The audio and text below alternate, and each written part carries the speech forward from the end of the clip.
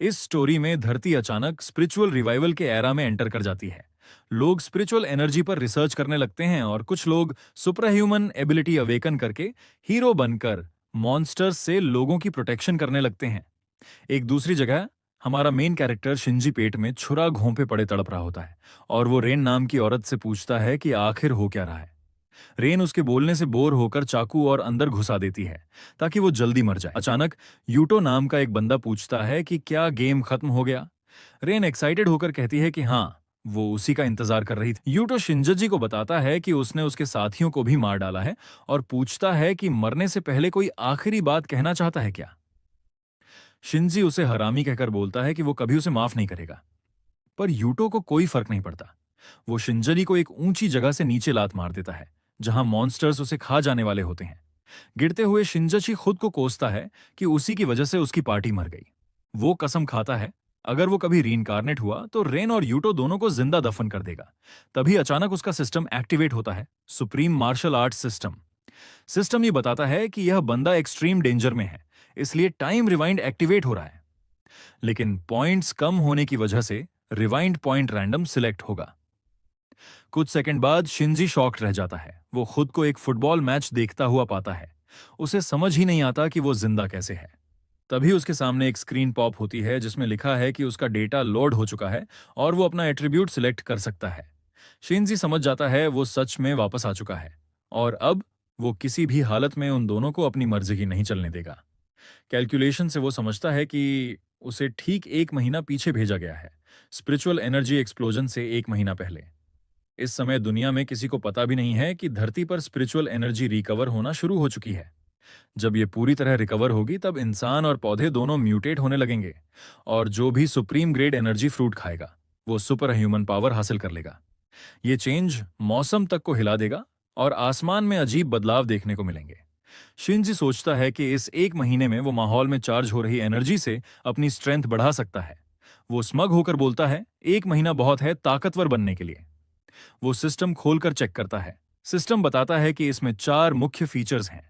1, attribute development 2, point exchange 3, attribute skill addition 4, daily missions. Shinji fire attribute चुनता है क्योंकि उसका अटैक सबसे हाई होता है। सिस्टम उसे बताता है कि उसे purple fire attribute skill heavenly fiery crystal मिल गया है। पर्पल टियर स्किल सबसे रेयर होता है, इसलिए उसे 5 पॉइंट्स भी दे दिए जाते हैं। क्रिस्टल पकड़ते ही उसके अंदर फायर की पावर भर जाती है। वो कसम खाता है कि अब वो किसी से भी ज्यादा स्ट्रांग बनेगा। तभी उसे तमुर रेन का कॉल आता है। वो कहती है कि उसे एक बैग लेने के लिए 2 लाख येन और चाहिए। शिंजी गुस्से में बोलता है, दिमाग खराब है क्या? जा यूटो से मांग और मुझे दोबारा कॉल मत करना। कार में रेन शॉक्ड रह जाती है और पूछती है कि वो हिम्मत कैसे कर गया उससे ऐसे बात करने की। वो कहती है कि उसे सिर्फ यूटो की ही परवाह है, शिनजस्सी की नहीं। बाद में शिनजस्सी तपती धूप में दौड़ता भागता एक हॉस्पिटल ढूंढ रहा होता है, क्योंकि अगर वो कुछ दिन पहले रिवाइंड होता तो उसे मीका का हॉस्पिटल पहले ही मिल जाता। वो 3 हॉस्पिटल देख चुका है। फ्लैशबैक में उसे मीका की बात याद आती है जिसने बताया था कि उसके पिता ने उसे कुछ हेल्थ फूड खिलाया जिससे उसकी आइस स्पिरिचुअल एनर्जी को टूट गई। शिंजी प्रेजेंट में कसम खाता है मीका को बचाना ही है। दूसरी तरफ डॉक्टर हैरान है। मीका के सारे वाइटल्स नॉर्मल हैं, पर बॉडी टेम्परेचर बढ़ ही नहीं रहा। उसके पिता मत्सुमोटो डॉक्टर ली से उसे बचाने की भीख मांग रहे हैं। डॉक्टर ली उसकी नाड़ी चेक करके पूछते हैं कि मीका कहीं बाहर घूमने तो नहीं गई थी। पिता बताते हैं कि वो 1 महीने पहले आइसलैंड गई थी और लौटने के 1 हफ्ते बाद यह हालत हो गई।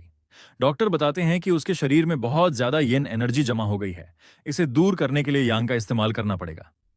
वो दवा लिखकर कहते हैं, ठीक से इसे लेना वरना हालत बिगड़ जाएगी। जैसे ही डॉक्टर बाहर निकलते हैं शिंजसी अचानक कमरे में घुसता है। सब लोग चौंक जाते हैं, ये बंदा है कौन?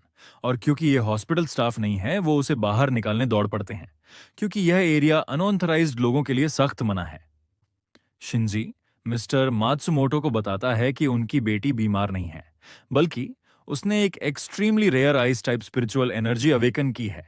वो चेतावनी देता है कि अगर डॉक्टरों ने जबरदस्ती इंटरफेयर किया तो उसका शरीर टूट जाएगा और उसका फ्यूचर बर्बाद हो जाएगा। लेकिन डॉक्टर उसे बाहर धक्का देकर निकाल देते हैं, कहते हुए कि यह लड़का ज्यादा मांगा रिकैप देख लेता है।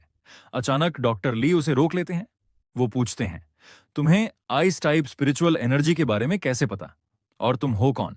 शिंजी शांत होकर कहता है, मैं कौन हूं इससे फर्क नहीं पड़ता, जरूरी ये है कि उसे कैसे जगाया जाए।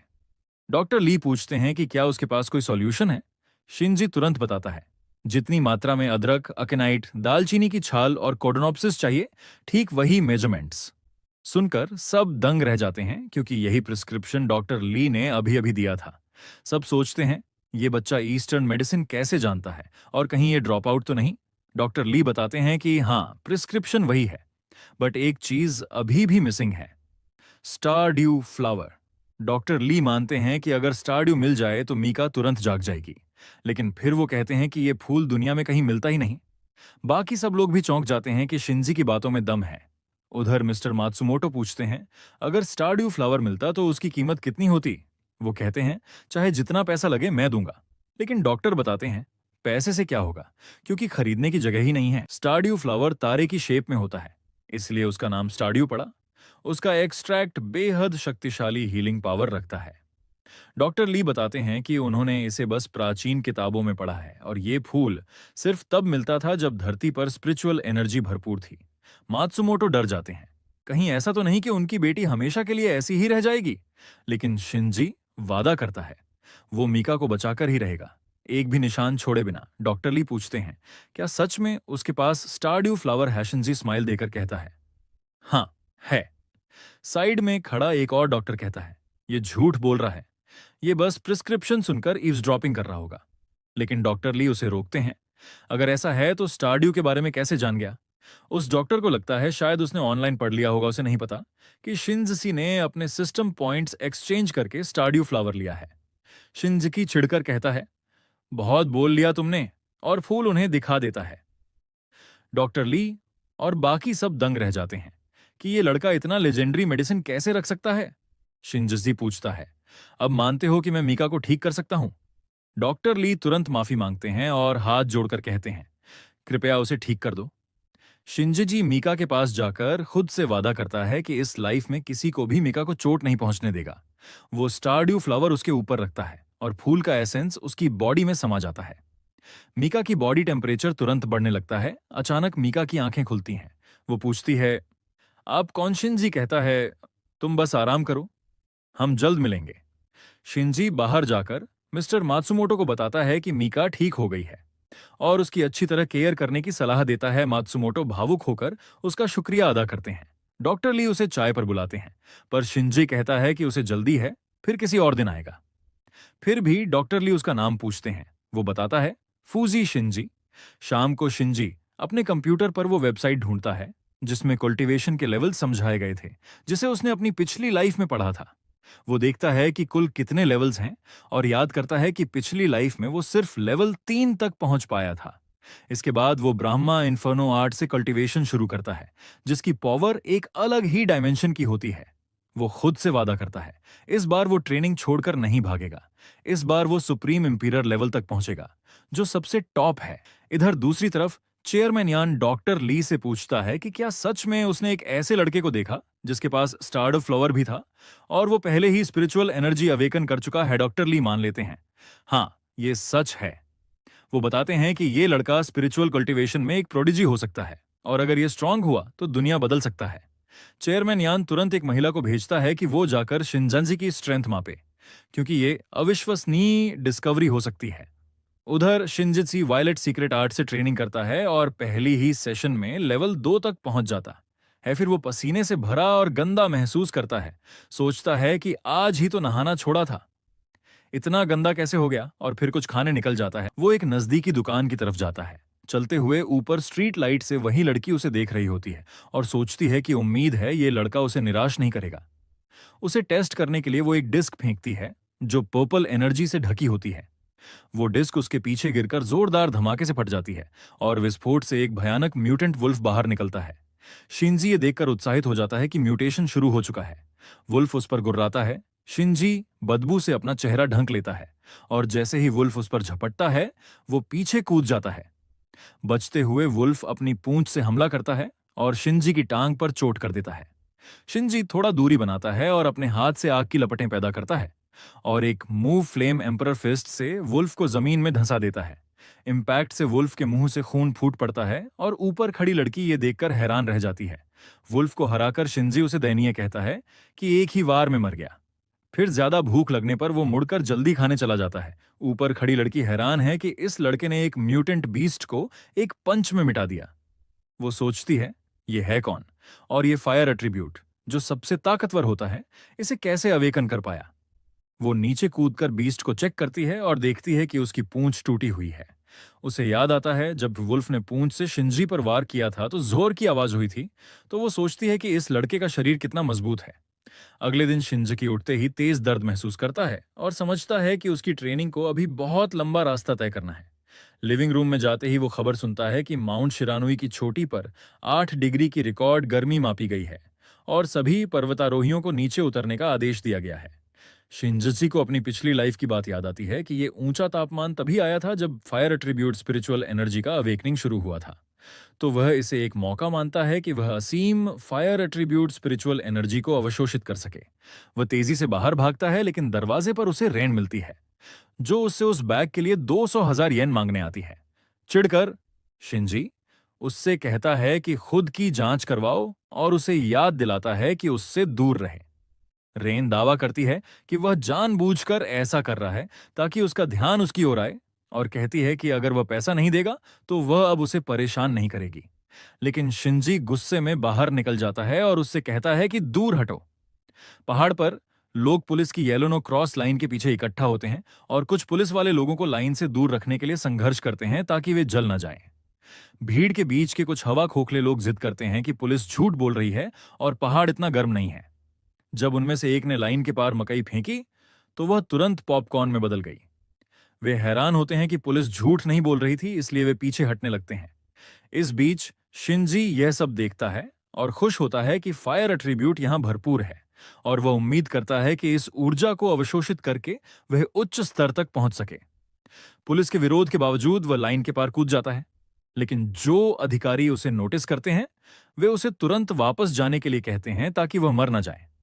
शिंजी सोचता है कि क्या फायर एट्रीब्यूट वास्तव में इतना शक्तिशाली है, और जब उसका शरीर इसे अवशोषित करना शुरू करता है तो उसे लगता है कि उसके शरीर की हर कोशिका आग में जल रही है। ऊर्जा उसके शरीर में भर जाती है और वह खुद से वादा करता है कि इस जीवन में वह शक्तिशाली बनेगा। इस बीच बाकी लोग सोचते हैं कि शिंजगी के साथ क्या हो रहा है और उसकी आंखों से आग क्यों निकल रही है। जब शिंजगी नोटिस करता है कि उसने बहुत ध्यान आकर्षित कर लिया है, वह जाने का निर्णय लेता है। तो वह कूदकर चला जाता है, जबकि लोग गॉसिप करते हैं कि वह भगवान या अमर होना चाहिए। अचानक तापमान गिर जाता है और पुलिस सोचती है कि यह कैसे हुआ, जबकि लोग इसे कैमरे में कैप्चर करने की कोशिश करते हैं। जिम्मेदार अधिकारी चौंक जाता है और सोचता है कि क्या यह बच्चा सच में भगवान था।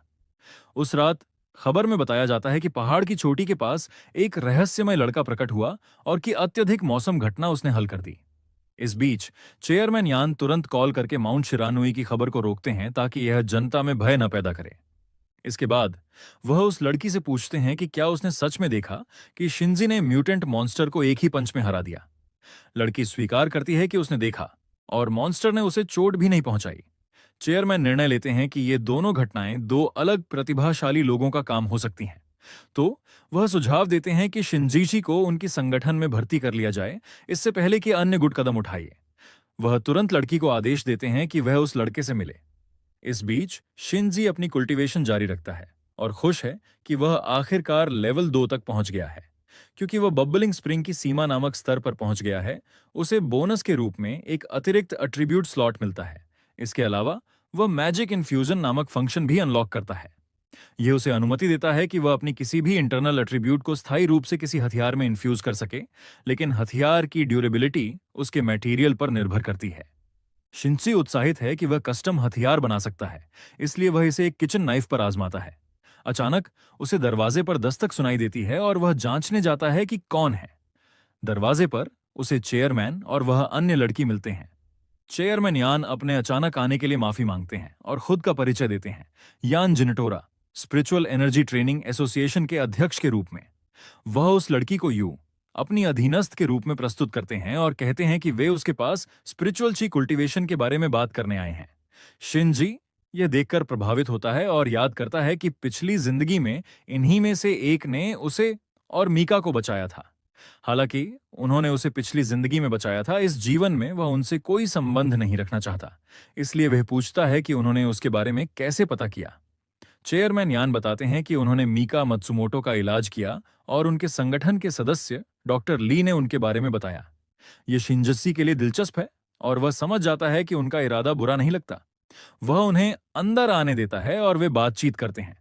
तब उन्हें पता चलता है कि शिंजी संगठन में शामिल होने में रुचि नहीं रखता।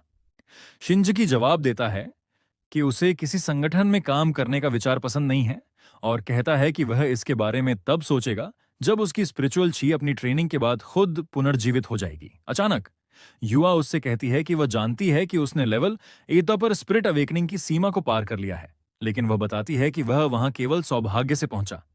वह अपनी मार्गदर्शन पेश करती है ताकि वह बबलिंग स्प्रिंग की सीमा तक पहुंच सके। वह यह भी जोड़ती है कि जल्द ही पृथ्वी में एक बड़ा परिवर्तन होगा और स्पिरिचुअल ची की साधना करना ही जीवित रहने का एकमात्र तरीका होगा। इसी वजह से वह पेशकश करती है कि वह उनके साथ जुड़कर मार्गदर्शन प्राप्त करे। वह उसे बताती है कि उसने भी सोचा था कि वह खुद ही स्वाभाविक रूप से अवेकन कर सकती है और एसोसिएशन की पेशकश को ठुकरा दिया। लेकिन वह समझाती है कि उसने 3 साल में ऐसा नहीं कर पाया, लेकिन संगठन में शामिल होने के 1 साल से भी कम समय में कर पाई। 3 साल में वह बबलिंग स्प्रिंग की सीमा तक पहुंचने में सफल रही। यह शिंजजी को चौंका देता है। तो वह उससे पूछता है कि अगर उसे 3 साल लगे तो उसकी उम्र अब कितनी है। वह बताती है कि वह 21 साल की है और पूछती है कि वह क्यों पूछ रहा है। शिंजी महसूस करता है कि यह काफी धीमा है, लेकिन वह इसे ध्यान में रखता है। तो वह उसे इसके बजाय कहता है कि वह एक जीनियस है। हालांकि युवा बताती है कि एसोसिएशन में सभी जीनियस हैं, क्योंकि केवल जीनियस ही संगठन में प्रवेश कर सकते हैं।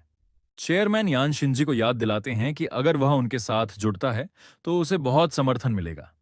लेकिन जल्द ही वह कॉल आने पर माफी मांगता है। जब यान कॉल उठाते हैं तो उन्हें बताया जाता है कि एक लेवल 2 म्यूटेंट बीस्ट सिर्फ 30 किलोमीटर दूर प्रकट हुआ है। यह सुनकर वह हैरान हो जाता है।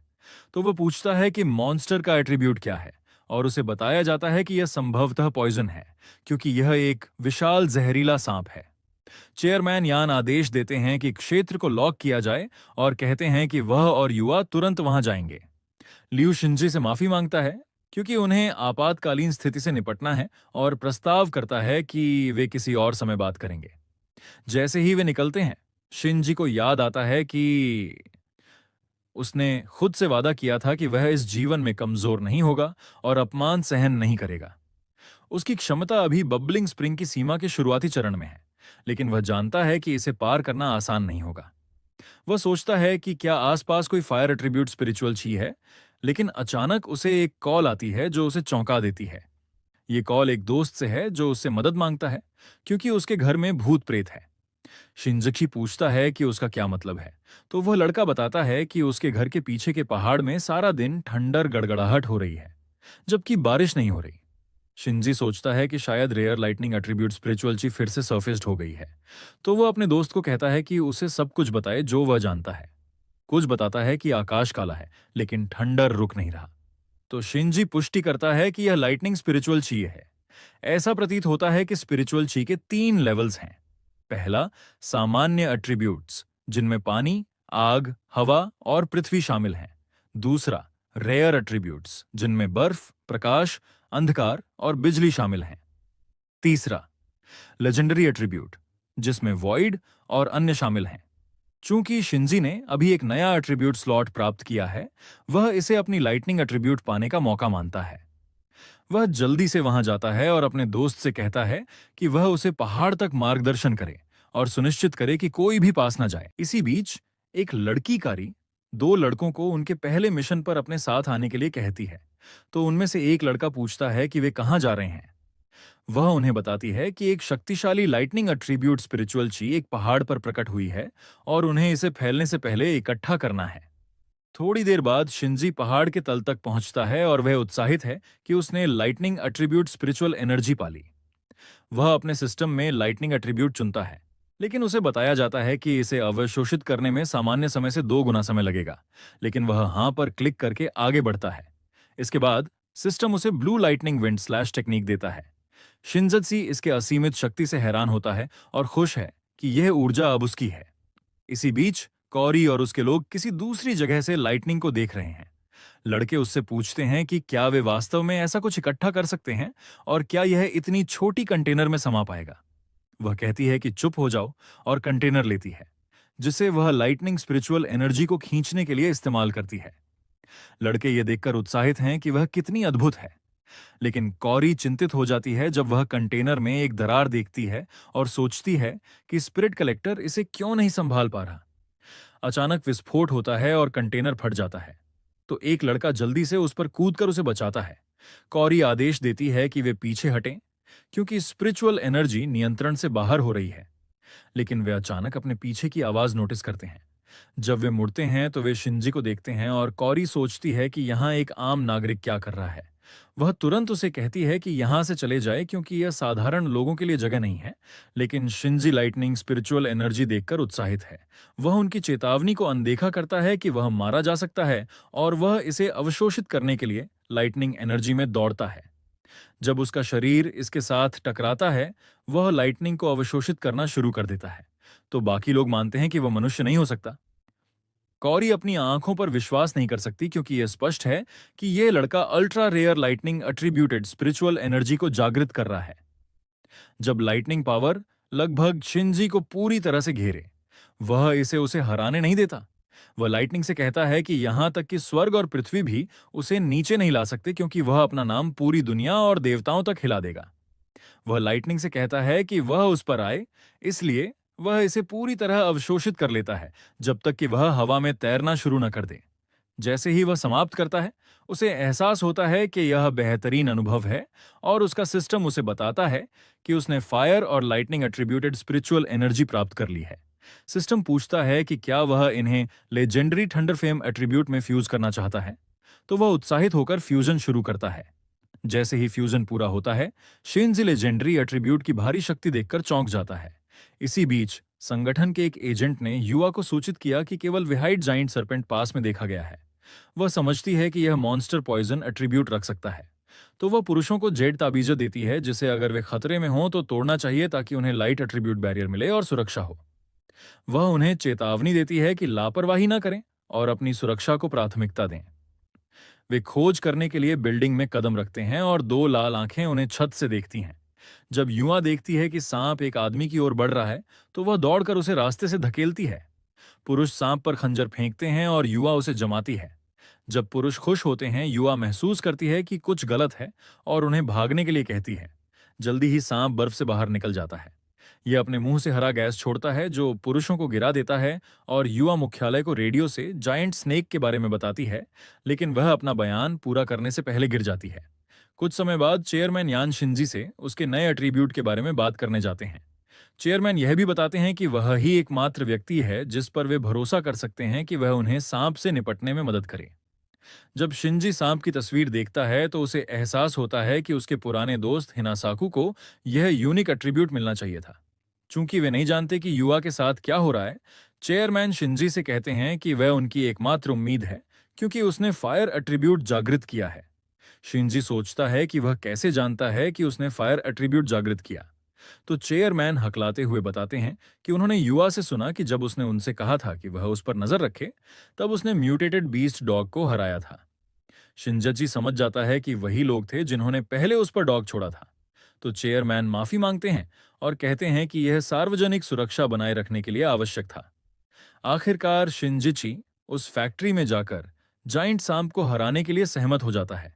उत्साहित होकर चेयरमैन उसे किसी भी प्रकार का समर्थन या कर्मचारियों की पेशकश करते हैं।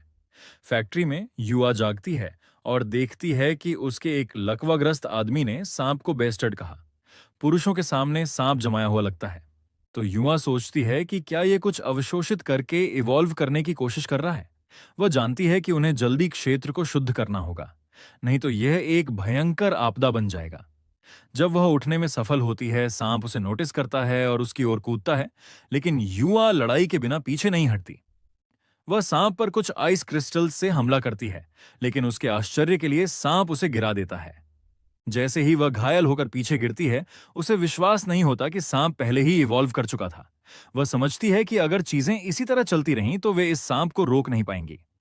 जब सांप उसके करीब आता है, शिंजी प्रवेश करता है और इसे पागल संयोग मानता है क्योंकि वह हाई स्कूल के बाद इसी फैक्ट्री में काम करता था। जब युवा उसे नोटिस करती है, वह उसे बताता है कि चेयरमैन यान ने उसे मदद करने के लिए कहा है। युवा उसे भगाने के लिए कहती है क्योंकि विरोधी उसके लिए बहुत मजबूत है और पहले से ही लेवल 3 पर है। लेकिन शिंजनी नहीं सुनता और कहता है कि जिन्हें बचाने की जरूरत है, उन्हें रीइंफोर्समेंट का इंतजार करना चाहिए। वह सांप का निरीक्षण करता है जो तुरंत उसके सिर की ओर बढ़ता है। डर के मारे युवा उसे तुरंत भागने के लिए कहती है, लेकिन शिंजकी अचानक लाइटनिंग और फायर से ढक जाता है और घमंड से वादा करता है कि वह सांप को एक ही वार में कुचल देगा। जैसे ही सांप करीब आता है, वह उसे अपने थंडरफेम अट्रीब्यूट से पंच मारता है, जिससे बेचारी क्रिच्चर कई फीट पीछे धकेल दी जाती है। यूं ऐसा देख रही है जैसे उसने कोई मेरिकल देखा हो, और सांप जल्दी से उस दीवार से भागने की कोशिश करता है जिसे उसने तोड़ा था। जब उसे एहसास होता है कि वह बड़े संकट में है, युवा शिंजकी से कहती है कि सांप को भागने मत दो, लेकिन शिंजिसी उसे खत्म करने के लिए अपनी तलवार निकालता है। उसकी तलवार में लेजेंडरी थंडरफेम एट्रीब्यूट भरी हुई है, इसलिए वह सांप की ओर दौड़ता है ताकि उसे सुशी की तरह काट सके। इसमें ज्यादा समय नहीं लगता और युवा चौंक जाती है यह जानकर कि उसने 2 एट्रीब्यूट्स जागृत कर लिए हैं। शिंजी याद करता है कि स्पिरिचुअल एनर्जी ट्रेनिंग एसोसिएशन के पास कोई बुरी नीयत नहीं है और वे लोगों की मदद करते हैं, इसलिए अगर वे इसके बारे में जान जाएं तो यह बुरा विचार नहीं होना चाहिए। वह स्वीकार करता है कि उसने फायर और लाइटनिंग जागृत किया है और युवा सोचती है कि यह लड़का अब कितना मजबूत होगा। कुछ समय बाद वह इस बात की रिपोर्ट चेयरमैन को देती है और वह समझता है कि इसलिए शिनजिनसी ने उन्हें चेतावनी दी थी कि वे उसे मॉनिटर न करें। चेयरमैन मानते हैं कि उन्हें शिंजी को अपनी एसोसिएशन में शामिल कराना चाहिए, तो युवा पूछती है कि क्या उन्हें उसे मॉनिटर करना छोड़ देना चाहिए, और चेयरमैन युवा से पूछते हैं कि क्या उसे लगता नहीं कि अब बॉयफ्रेंड पाने का समय आ गया है। कुछ समय बाद स्पिरिचुअल एनर्जी ट्रेनिंग एसोसिएशन की एक बैठक होती है जहां कुछ लोग मानते हैं कि उन्हें यह घोषणा करनी चाहिए कि स्पिरिचुअल एनर्जी लौट आई है। उनमें से एक मानता है कि लगातार होने वाली घटनाओं के कारण अब इसे गुप्त नहीं रखा जा सकता। कुछ अन्य लोग मानते हैं कि वह बकवास कर रहा है, क्योंकि अगर वे ऐसा कुछ घोषित करेंगे तो दुनिया अराजकता में गिर जाएगी और वे पछताएंगे। हालांकि पहले आदमी का मानना है कि घोषणा करना बेहतर है, क्योंकि कम से कम यह उन्हें फैक्ट्री के निवासियों को इवैक्यूएट करने की चेतावनी देने का मौका देता। उसका विरोधी जोर देता है कि उन्हें इस मुद्दे को हल करना चाहिए, लेकिन पहले आदमी का कहना है कि उसने इसे हल नहीं किया, बल्कि किसी ने, जिसे उन्होंने बुलाया। जब बहस और गर्म हो जाती है तो चेयरमैन यान उन्हें चुप रहने के लिए कहते हैं। वह उन्हें अपने स्थानों पर बैठने के लिए कहते हैं और पहले आदमी से सहमति जताते हैं कि उसने सही कहा, क्योंकि अगर उन्हें बुलाए गए व्यक्ति की मदद नहीं मिलती तो वह अपनी बेटी, अधीनस्थों और निवासियों को खो सकते थे। इसलिए वह प्रस्ताव करते हैं कि वे उन स्थानों को पहचानें जहां स्पिरिचुअल एनर्जी का पुनरुत्थान हो रहा है और उन्हें टेस्टिंग ग्राउंड्स के रूप में इस्तेमाल करें। वह सुझाव देते हैं कि वे उनमें से एक को टूरिस्ट आकर्षण के रूप में बनाएं और यह देखें कि यह अधिकारियों को कैसे प्रभावित करता है। इसके बाद अगले कदम का निर्णय लें। और सारे आदमी बोल देते हैं कि यह आइडिया बहुत अच्छा है।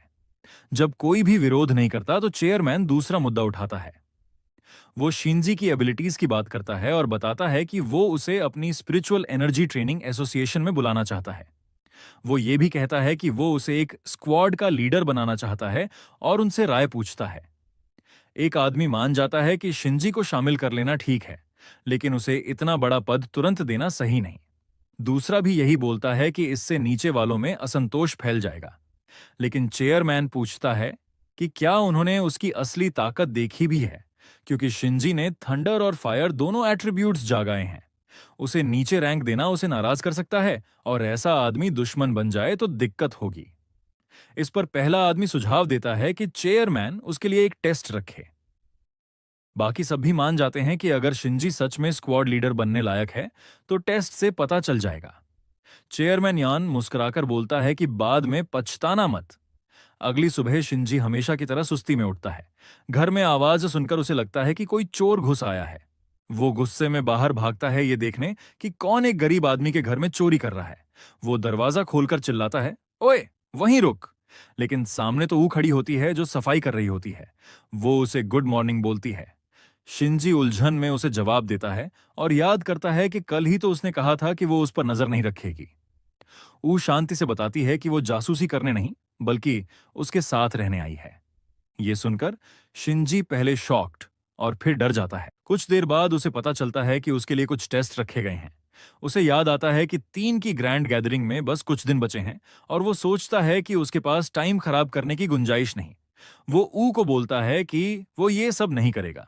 तब ऊ बताती है कि ये उसकी ट्रेनिंग में दखल नहीं देगा, क्योंकि उसके लिए एक खास लोकेशन चुनी गई है, ऐसी जगह जहां हाल में स्पिरिचुअल एनर्जी फिर से रिवाइव हुई है। वहां नए पार्टिसिपेंट्स हैं और स्ट्रांग साथियों से मिलने का मौका है। शिंजी को याद आता है कि उसका दोस्त हकारू भी इस ऑर्गेनाइजेशन में आया था। वो पूछता है कि क्या मीका भी एकेडमी ज्वाइन कर रही है। उसे पता चलता है कि हाँ। उसे याद आता है कि मीका ने कहा था कि उसे ब्लैक डिवीजन की ट्रेनिंग में बहुत फायदा हुआ था। तो वो सोचता है कि शायद ये सब इसी टेस्ट में हुआ हो। वो सच्चाई पता करने का फैसला करता है और ऊ को बोलता है कि उसे मीका से मिलना है।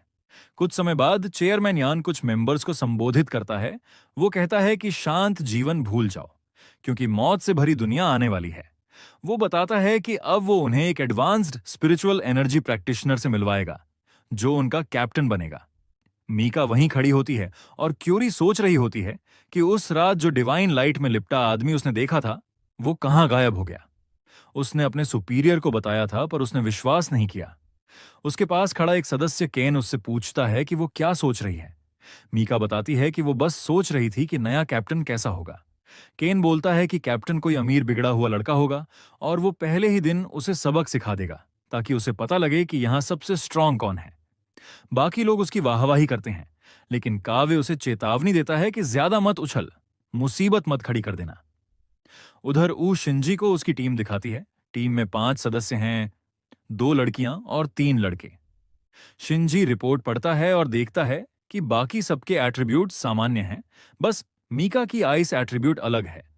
ऊ उसे बताती है कि योशिकेन से थोड़ा सावधान रहे। वो पहले अंडरवर्ल्ड में था और अवेकनिंग के बाद विंड एट्रीब्यूट के साथ ऑर्गेनाइजेशन में शामिल हुआ है। उसका स्वभाव तेज है और उसे किसी के आदेश पसंद नहीं। जब वो टीम के करीब पहुंचते हैं, चेयरमैन यान घोषणा करता है कि उनका कैप्टन आ गया है। मीका सोचती है कि क्या ये वही है जिसने उसकी जान बचाई थी। पास खड़ी क्यूरी उसे पहचान लेती है, वही लड़का जो पहाड़ पर बिजली की रोशनी में लिपटा था। चेयरमैन शिंजी का परिचय शुरू करता है, लेकिन तभी केन उसे रोक देता है। वो बोलता है, क्या आपको पूरा यकीन है कि ये लड़का काबिल है? अगर ये कमजोर निकला तो ये हमारी पूरी टीम को नीचे गिरा देगा और कोई भी इसके आदेश नहीं मानेगा। उत्साहित होकर शिंजी उससे पूछता है कि क्या वो इसे टेस्ट करना चाहेगा, और ये बात केन को और भी ज्यादा खुश कर देती है। शिंजी केन से पूछता है कि क्या उसे सच में लगता है कि इतनी ट्रैश जो बबलिंग स्प्रिंग लेवल की है, वो उसके सामने टिक पाएगी। कैन गुस्से में पूछता है कि क्या वो मरना चाहता है। कैन अपनी विंड एनर्जी छोड़कर शिंजी की तरफ पंच मारने कूदता है, लेकिन शिंजी शांत रहकर पूछता है कि क्या बस इतना ही है। पर उसके पंच के लगने से पहले ही चेयरमैन यान उसका हाथ हवा में पकड़ लेते हैं और पूछते हैं कि क्या वो ऑर्गेनाइजेशन के ऑर्डर को अनदेखा करना चाहता है। केन जल्दी से माफी मांगता है और कहता है कि उसका ऐसा कोई इरादा नहीं था, बस वो चाहता था कि नया कैप्टन अपनी स्ट्रेंथ प्रूव करे, ताकि सब उसकी रिस्पेक्ट करें। बाकी लड़के भी केन की हाँ में हाँ मिलाते हैं, क्योंकि वो सब उसी के कंट्रोल में है। लेकिन चेयरमैन बताते हैं कि उन्होंने शिंजी की स्ट्रेंथ उसी वक्त कंफर्म कर ली थी जब उसने अकेले ही एक जायंट स्नेक को हराया था और यू को बचाया था। ये सुनकर सयोरी हैरान रह जाती है कि ये वही लड़का है जिसने सीनियर यू को बचाया था। पर केन फिर भी जिद करता है कि शिंजी ने शायद किस्मत से स्नेक को हरा दिया होगा। आखिरकार चेयरमैन बोलते हैं कि जो भी उनके आदेश को मानेगा नहीं, उसे तुरंत बाहर निकाल दिया जाएगा। फिर वो सबको चुप रहने को कहते हैं।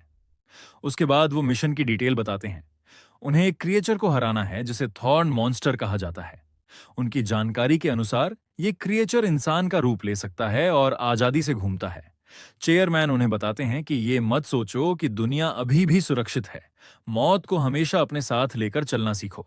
जब वो फॉरेस्ट में पहुंचते हैं, शिंजी सोचता है कि क्या वो सही जगह पर आए हैं, क्योंकि उसे कोई मॉन्स्टर दिखाई नहीं देता। उसे शक होता है कि शायद वो जमीन के नीचे छिपे हों। तभी मीका पूछती है कि आगे बढ़ना है या रास्ता मिस कर दिया। शिंजी महसूस करता है कि स्पिरिचुअल एनर्जी उतनी ही ज्यादा स्ट्रांग हो रही है जितना वो उस बड़े पेड़ के पास जा रहे हैं, लेकिन उसे किसी मॉन्स्टर की मौजूदगी महसूस नहीं होती। सेफ्टी के लिए वो अपनी टीम को बोलता है कि पेड़ के पास मत जाना। फिर वो सबको आसपास सुराग ढूंढने भेजता है, लेकिन कैन हंसकर पूछता है कि क्या शिंजी उस बड़े पेड़ से डरता है, और बाकी लड़के भी हंसते हैं। शिंजी फिर भी उन्हें वार्निंग देता है कि अगर उन्होंने उसकी बात नहीं मानी तो जो भी होगा उसकी पूरी जिम्मेदारी उनकी होगी। चिढ़कर केन और उसके साथी जानबूझकर पेड़ के पास चेक करने जाते हैं। केन पेड़ को देखकर हैरान हो जाता है। उसने इतनी भारी एनर्जी वाला पेड़ कभी नहीं देखा था। बाकी लड़के कहते हैं कि अगर वो इस पेड़ के नीचे ट्रेन करें तो शायद लेवल अप कर जाए। केन सोचता है कि वो इस पेड़ की एनर्जी एब्जॉर्ब करके स्प्रिंग लेवल 3 तक पहुंच जाएगा और तब युवा भी उसे मानने पर मजबूर होगी। वो ख्यालों में खो जाता है कि एसोसिएशन की सारी लड़कियां उसे चिपक कर घूमेंगी जैसे वो उनका डैडी हो, और इसी सपने में वो वहीं बैठकर कल्टीवेट करने लगता है। तीनों लड़के कल्टीवेट करने बैठ जाते हैं, लेकिन शिंजी उन्हें वहीं छोड़कर आगे बढ़ जाता है। चलते समय मीका पूछती है कि क्या लड़के ठीक रहेंगे। शिंजी कहता है कि शायद हाँ, लेकिन अगर कुछ हुआ तो वो संभाल लेगा। चलते चलते कोहरी पूछती है कि क्या वो कुछ दिन पहले मिले थे। शिंजी कहता है कि उसे याद नहीं, लेकिन जैसे ही वो बिजली वाले पहाड़ की बात करती है, शिंजी उसे पहचान लेता है। कोरी बताती है कि वो लाइटनिंग स्पिरिचुअल एनर्जी की जांच के लिए भेजे गए थे, और शिंजी पर गुस्सा करती है कि उसी की वजह से उसकी सीनियर ने उसे घंटों डांटा। उसने सबको बताया था कि किसी ने लाइटनिंग वाली एनर्जी एब्जॉर्ब की है, पर किसी ने यकीन नहीं किया। शिंजी मजबूर होकर माफी मांग लेता है। आखिर में शिंजी लड़कियों से कहता है कि यहीं रुककर ट्रेन करो, क्योंकि यहाँ की स्पिरिचुअल एनर्जी बहुत है। मीका पूछती है कि क्या वो ट्रेन नहीं करेगा। शिंजी सोचता है कि मीका इस जिंदगी में भी उतनी ही दयालु है। वो कहता है कि यहाँ की एनर्जी उसके एट्रीब्यूट से मैच नहीं करती, इसलिए वो ट्रेन नहीं करेगा। तभी दूर से मदद के लिए चीख सुनाई देती है। पेड़ ने लड़कों की बुरी तरह पिटाई शुरू कर दी है। पेड़ अपने आप हिलने लगा था। एक लड़का रोते हुए कहता है कि वो अभी मरना नहीं चाहता। तभी केन बहादुरी दिखाकर कूदता है और उसे बचाने जाता है। वो पेड़ की बेल पर वार करता है, लेकिन उसकी ब्लेड कोई डैमेज नहीं कर पाती। अगले ही पल एक और बेल उस पर गिरती है और उसे दूर फेंक देती है। जमीन पर गिरते हुए उसे चेयरमैन की वो बात याद आती है, कल्टीवेशन की दुनिया में मौत हमेशा साथ चलती है। वो सोचता है कि क्या उसके लिए अब गेम ओवर है। तभी एक तेज रोशनी पेड़ की बेलों को जला देती है। शिंजी उसके सामने खड़ा होता है और कहता है कि भाग जाओ। केन उठकर कहता है कि वो अपने साथियों को छोड़कर नहीं जाएगा। ये सुनकर शिंजी उसकी हिम्मत को मान लेता है। केन जोर देकर कहता है कि सिर्फ सबसे घटिया तरह के लोग ही अपने साथियों को छोड़कर भाग जाते हैं। थोड़ी देर बाद शिंजी अपने नाइफ में लाइटनिंग फ्लेम एनर्जी भरकर उसे एक वाइन पर फेंकता है और ट्री द्वारा बांधे गए लड़कों में से एक को काटकर नीचे गिरा देता है। ये बात ट्री को बहुत चिढ़ा देती है, तो शिंजी लड़कों से कह देता है कि जैसे ही वह सबको फ्री करे तुरंत वहां से निकल जाना। तभी जमीन हिलने लगती है और सबको डर लगता है कि मॉन्स्टर बाहर आने वाला है। इसके बाद ट्री बदलकर लेवल 3 थॉर्न मॉन्स्टर बन जाता है। लड़कों की हालत लगभग खराब हो जाती है, लेकिन शिंजी उन्हें याद दिलाता है कि चेयरमैन ने कहा था डेथ से डरना नहीं है। वह अपना पूरा शरीर थंडर फेम से ढक लेता है और बोलता है कि अगर डेथ से डरते हो तो ट्रेनिंग करना ही छोड़ दो। जैसे ही मॉन्स्टर हमला करता है, शिंजी उसकी हर वॉर को डॉज करता है और तब भी डॉज करता रहता है जब मॉन्स्टर सीधे हमला करने की कोशिश करता है। हवा में कूदते ही मॉन्स्टर कई वाइन्स उसके पीछे छोड़ देता है, तो शिंजी एक फायर बैरियर बनाता है जो वाइन्स को उसे छूने से पहले ही जला देती है। आग से मॉन्स्टर का हाथ ओवरवेल्म हो जाता है, तो शिंजी लाइटनिंग फ्लेम फिस्ट का मूव इस्तेमाल कर उसे पल में उसके चेस्ट में चीर देता है। लड़के लगभग अपने जॉज गिरा देते हैं और करी को यकीन ही नहीं आता कि लाइटनिंग एट्रीब्यूट अवेकनर की पावर इतनी भारी होती है। मिका नावेल्स के हीरोज के बारे में सोचती है और समझती है कि शायद हीरोज ऐसे ही होते हैं। उधर ऑर्गेनाइजेशन के लोग अपने सिस्टम पर यह फाइट देखते हैं और यकीन ही नहीं कर पाते कि शिंजी में इतनी स्ट्रेंथ है। चेयरमैन यान आखिर में सबको पूछते हैं कि उनके डिसीजन पर कोई ऑब्जेक्शंस तो नहीं। सब बोलते हैं नहीं। तभी अचानक अर्थक्वेक महसूस होता है। वह चेयरमैन से पूछती है कि क्या वही है जिसकी उसे शंका थी, और वह मान लेते हैं कि अब इसे छुपाया नहीं जा सकता। वह कहते हैं कि अर्थ की स्पिरिचुअल एनर्जी पूरी तरह रिकवर हो चुकी है और दुनिया अब अपसाइड डाउन होने वाली है। फॉरेस्ट में शिंजी थॉर्न मॉन्स्टर का एनालिसिस करते हैं और उन्हें याद आता है कि मिका ने कहा था कि उसकी पास्ट लाइफ में इस जगह से कनेक्शन था। लेकिन यह समझ में नहीं आता क्योंकि मिका का वाटर एट्रीब्यूट है और थॉर्न मॉन्स्टर का वुड एट्रीब्यूट। अचानक जमीन से ब्राइट लाइट निकलती है और शिंजी समझते हैं कि आइस एट्रीब्यूट शायद वहीं से इमर्ज हो रही है, क्योंकि अर्थ की एनर्जी पूरी तरह रिकवर हो चुकी है। उन्हें याद आता है कि मिका पिछली लाइफ में इसे ठीक से एब्जॉर्ब नहीं कर पाई थी।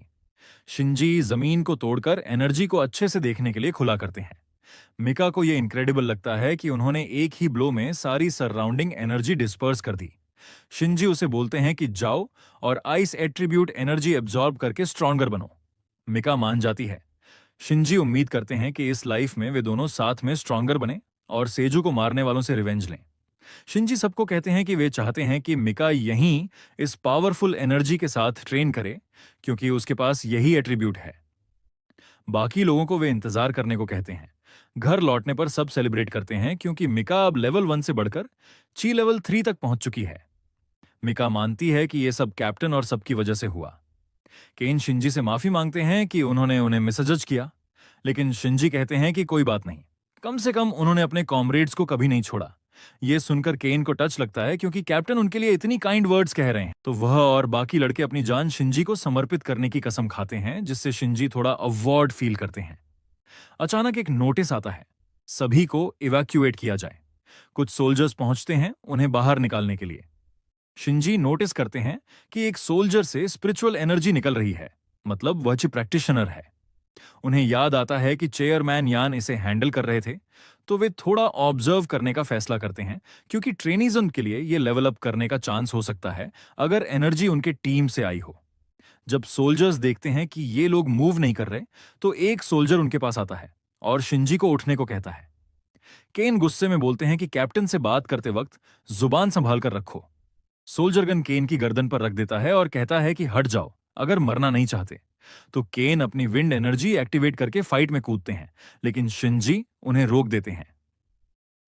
3 घंटे पहले एक ग्रुप मीटिंग कर रहा था कि अचानक स्पिरिचुअल एनर्जी रिकवर क्यों हुई और अब क्या करना चाहिए। कोई कहता है कि सबसे अर्जेंट काम है उस म्यूटेंट डॉग को पकड़ना जो एस्केप हो गया, लेकिन लीडर उन्हें चुप करा देता है। लीडर कहते हैं कि म्यूटेंट डॉग को पकड़ना उनकी टॉप प्रायोरिटी है ताकि वह लोगों को हरम न करे, और वह कावासाकी नाम के आदमी को इस मिशन की जिम्मेदारी देते हैं। वह बाकी सभी को यह भी बताता है कि उन्हें बॉर्डर की ओर मूव करना चाहिए क्योंकि वे यहां पीस मेंटेन नहीं कर पाएंगे। अंत में वह कावासाकी से कहता है कि सुनिश्चित करें कि वह म्यूटेंट डॉग को कल सुबह तक पकड़ ले। थोड़ी ही देर बाद कावासाकी पुरुषों का नेतृत्व करके ईस्ट की ओर इवैक्यूएशन तेज करता है क्योंकि उन्हें नहीं पता कि म्यूटेंट डॉग कब प्रकट होगा। अपने कैमरा के माध्यम से देखते हुए वह देखता है कि उसका एक सोल्जर केन के साथ अल्टरकेशन में फंस गया है। रेस्टोरेंट में शिंजी केन से कहते हैं कि मिलिट्री पर्सनल के साथ ट्रबल मत करो, और केन शांत हो जाता है। जैसे ही वे बाहर निकलते हैं, शिंजी अपने टीममेट्स को बताते हैं कि आज दोपहर को ओमिनस एनर्जी का विस्फोट हुआ था और अब वे एक अत्यंत खतरनाक दुनिया में जीने वाले हैं।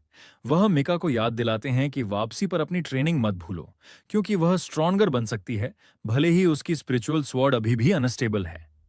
अचानक कावासाकी शिंजी के पास आता है और शिंजी उसे पहचान लेते हैं, उसे कड़ा कहकर संबोधित करते हैं। दोनों एक दूसरे को देखकर खुश दिखते हैं, तो शिंजी उसे लड़कों के सामने अपने हाई स्कूल क्लासमेट के रूप में परिचित कराते हैं। मजाक बनाने के लिए कावासाकी जोर देता है कि वह असल में शिंजी का बड़ा भाई फिगर है, लेकिन शिंजी कहते हैं कि वह बड़ा भाई है।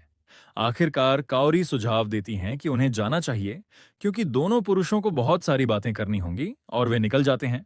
जब वे बातचीत करते हैं, शिंजी आश्चर्यचकित होते हैं यह जानकर कि कावासाकी ने रैंक चढ़ाई है और मिलिट्री ऑफिसर बन गया है। इसके अलावा कावासाकी उन्हें कुछ महत्वपूर्ण जानकारी देता है। शिंजी उससे पूछते हैं कि क्या उसने global recovery of spiritual energy के बारे में सुना है। कावासाकी उन्हें एक सीक्रेट बताता है और कहता है कि उनकी यूनिट यहां इसीलिए मोबिलाइजन की गई थी क्योंकि एक म्यूटेंट डॉग एस्केप हुआ था और इलाके में छिपा हुआ है। शिंजी इसे रोचक पाते हैं और सोचते हैं कि क्या यह वही म्यूटेंट डॉग है जिसे उन्होंने उनके पीछे भेजा था। कुछ ही देर बाद एक सोल्जर कावासाकी को सूचित करता है कि उन्होंने सभी सिविलियंस को इवैक्यूएट कर दिया है, तो अब बस म्यूटेंट डॉग के प्रकट होने का इंतजार करना है। यह शिंजी को उत्साहित करता है और वह मिलिट्री की स्ट्रेंथ देखने की उम्मीद करते हैं। वह कावासाकी से पूछते हैं कि क्या वह देख सकते हैं, और कावासाकी सहमत हो जाता है क्योंकि वह इसे शिंजी के लिए दुनिया की स्थिति सीखने का अच्छा मौका मानता है। वह सहमत हो जाता है और अपने एक मैन हयाकावा से कहता है कि शिंजी को ऑब्जर्वेशन एरिया तक गाइड करे। जब हयाकावा शिंजी को लेकर जाता है, वह उन्हें याद दिलाता है कि कैप्टन कावासाकी के साथ उनके रिश्ते के बावजूद उसके ऑर्डर्स का पालन करें। शिंजी बस हंसते हैं और बिना लड़ाई के सहमत हो जाते हैं। जब वे ऑब्जर्वेशन एरिया पहुंचते हैं तो शिंजी नोटिस करते हैं कि हर कोई गन ले रखा है। उनकी स्पिरिचुअल एनर्जी के आधार पर वे देखते हैं कि अधिकांश लोग वाकासिन लेवल 1 के आसपास हैं, जिसका मतलब है कि वे काफी स्किल्ड हैं। अचानक अलार्म बजता है कि म्यूटेंट डॉग प्रकट हो गया है। कहीं पास डॉग कुछ सोल्जर्स पर गुर्राता है जो उसे घेरे हुए हैं, और वे बीस्ट पर फायर खोल देते हैं। बुलेट्स कुछ नहीं करती, लेकिन इसे चिढ़ा देती हैं, तो बीस्ट अपने माउथ से पर्पल एनर्जी रिलीज करता है। शिंजी इसे अजीब पाते हैं और कावासाकी समझता है कि वे मुश्किल में हैं क्योंकि मॉन्स्टर एवल्व करने की कोशिश कर रहा है। वह अपने पुरुषों को तुरंत इसे रोकने का आदेश देता है ताकि उनकी पूरी यूनिट खत्म ना हो जाए। पुरुष फाइट में दौड़ते हैं, लेकिन मॉन्स्टर की एनर्जी उन्हें आसानी से पीछे धकेल देती है। कुछ ही पलों बाद वुल्फ एवल्व करता है और उसके शरीर पर स्पाइक्स उगाते हैं। इस समय कावासाकी निष्कर्ष निकालते हैं कि अब उनके लिए गेम ओवर है। कुछ समय फाइट करने के बाद कावासाकी जीत नहीं पाते और अपने पुरुषों से कहते हैं कि सिविलियंस की सुरक्षा के लिए उन्हें फाइट करना ही पड़ेगा। वह स्पेशल फोर्स को इसके पीछे भेजते हैं और वे मॉन्स्टर की ओर दौड़ते हैं, लेकिन यह अपनी एनर्जी स्लैश से उन्हें आसानी से पीछे धकेल देता है। बाकी सोल्जर्स शॉक में देखते हैं कि उनका कैप्टन मलबे में गिरा हुआ है और कावासाकी देखता है कि मॉन्स्टर उसकी ओर दौड़ रहा है। वह सोचते हैं कि क्या यहीं उनकी जिंदगी खत्म होने वाली है। जैसे ही मॉन्स्टर कावासाकी को जमीन में पामेल करने वाला होता है, शिंजी बीच में कूदते हैं और अपनी एक हाथ से इसे रोक देते हैं। कावासाकी अपनी आंखों पर यकीन नहीं कर पाते, लेकिन शिंजी मॉन्स्टर को कहते हैं कि अगर उसने अपने दोस्त पर हाथ डाला तो वह मर जाएगा। शिंजी मॉन्स्टर को इलेक्ट्रोक्यूट करते हैं, जिससे यह दर्द में पीछे कूदता है। यह कावासाकी को चौंकाता है और वह शिंजी से पूछते हैं कि क्या वह हमेशा से कल्टीवेटर थे। शिंजी आश्वस्त करते हैं कि वे मॉन्स्टर को नष्ट करने के बाद इस बारे में बात करेंगे और बाकी सोल्जर्स शॉक में हैं कि यह आदमी एक सिंगल स्ट्राइक से रैंक 4 म्यूटेंट बीस्ट को नुकसान पहुंचा सका। शिंजी अपनी ब्लेड तैयार करते हैं और मॉन्स्टर की डांस को खत्म करने के लिए पास जाते हैं। शिंजी लाइटनिंग बोल्ट तैयार करते हैं और जब म्यूटेंट डॉग इसे देखता है तो यह पलटकर भागने की कोशिश करता है, लेकिन शिंजी इसे भागने नहीं देता। एक तेज मूवमेंट में वह लाइटनिंग बोल्ट को डॉग की पीठ से फेंकता है और यह सामने से निकलता है। इस बीच कावासाकी को कुछ सोल्जर्स मदद करते हैं और वह शिंजी की पावरफुल लाइटनिंग कल्टीवेशन देखकर हैरान हो जाता है। डॉग कमजोर होने के बाद शिंजी अपने थंडर फेम पावर को अपनी ब्लेड के साथ फ्यूज करता है और म्यूटेंट डॉग को आधा काट देता है। बाकी सोल्जर्स शॉक में हैं कि शिंजी इतनी जल्दी ही इतनी स्ट्रांग हो गया, जबकि अर्थ की स्पिरिचुअल एनर्जी अभी अभी रिस्टोर हुई है और वे सोचते हैं कि अगर वह इसी रेट से जारी रखे तो वह कितना बड़ा मॉन्स्टर बन जाएगा। हालांकि कावासाकी घमंड करते हैं कि यह उनके इनक्रेडिबल फ्रेंड से उम्मीद की गई थी। इस बीच शिंजी नोटिस करते हैं कि वह नाइफ जिसका उन्होंने इस्तेमाल किया वह डिसइंटीग्रेट हो गया, जबकि वह मिलिट्री ग्रेड था। इसलिए वह समझते हैं कि उन्हें ऐसा वेपन ढूंढना होगा जो उनकी पावर को बर्दाश्त कर सके। जब वह वापस नीचे आता है, कावासाकी उसकी ऑसम पावर की तारीफ करता है और यह पाते हुए हैरान होता है कि शिंजी ने अब तक अपनी ऑसम पावर कभी दिखने नहीं दी। घायल होने के बावजूद कावासाकी सोल्जर्स को कहते हैं कि साफ सफाई करें और कहीं जाकर शिंजी के साथ चैट करें। कुछ समय बाद कावासाकी मिशन का वीडियो अपने सुपीरियर को दिखाते हैं और कहते हैं कि शिंजी सिर्फ फ्रेंड नहीं बल्कि ब्रदर है। महिला मानती है कि अगर वे उसे रिक्रूट कर लें तो मिलिट्री की स्ट्रेंथ स्काईरॉक कर जाएगी। तो वह कावासाकी से पूछती है कि क्या उसने उसे ज्वाइन करने के लिए मनाया। कावासाकी स्वीकार करता है कि उसने कोशिश की, लेकिन शिंजी पहले से ही स्पिरिचुअल एनर्जी कल्टीवेशन एसोसिएशन का मेंबर है। जब उसकी सुपीरियर यह सुनती है तो वह किसी को ऑर्गेनाइजेशन में भेजने का फैसला करती है ताकि चीजों पर नेगोशिएशन हो सके। अगले दिन शिंजी घर लौटता है। यूं उससे पूछता है कि क्या उसने मिलिट्री ऑपरेशन ज्वाइन किया। वह स्वीकार करता है कि यह बस हो गया और वह इसे प्लान नहीं कर रहा था, लेकिन उसे करना पड़ा क्योंकि उसका फ्रेंड डेंजर में था। आखिरकार वही उसे सूचित करती है कि सुप्रीम कमांडर की ग्रैंडडॉटर लगातार उनके चेयरमैन को कॉल कर रही है। जब शिंजी पूछता है, उआ बताती है कि चेयरमैन इसे छुपाने के लिए रो रहे हैं, लेकिन महिला परसिस्टेंट है। तो उआ सुझाव देती है कि शिंजी कुछ दिन अपने बैग पर ध्यान रखे। अचानक शिंजी को कावासाकी से कॉल आता है, जो फुआ नात्सुकी, कावासाकी की सुप्रियर से है। कुछ पल के लिए वह जवाब नहीं देता।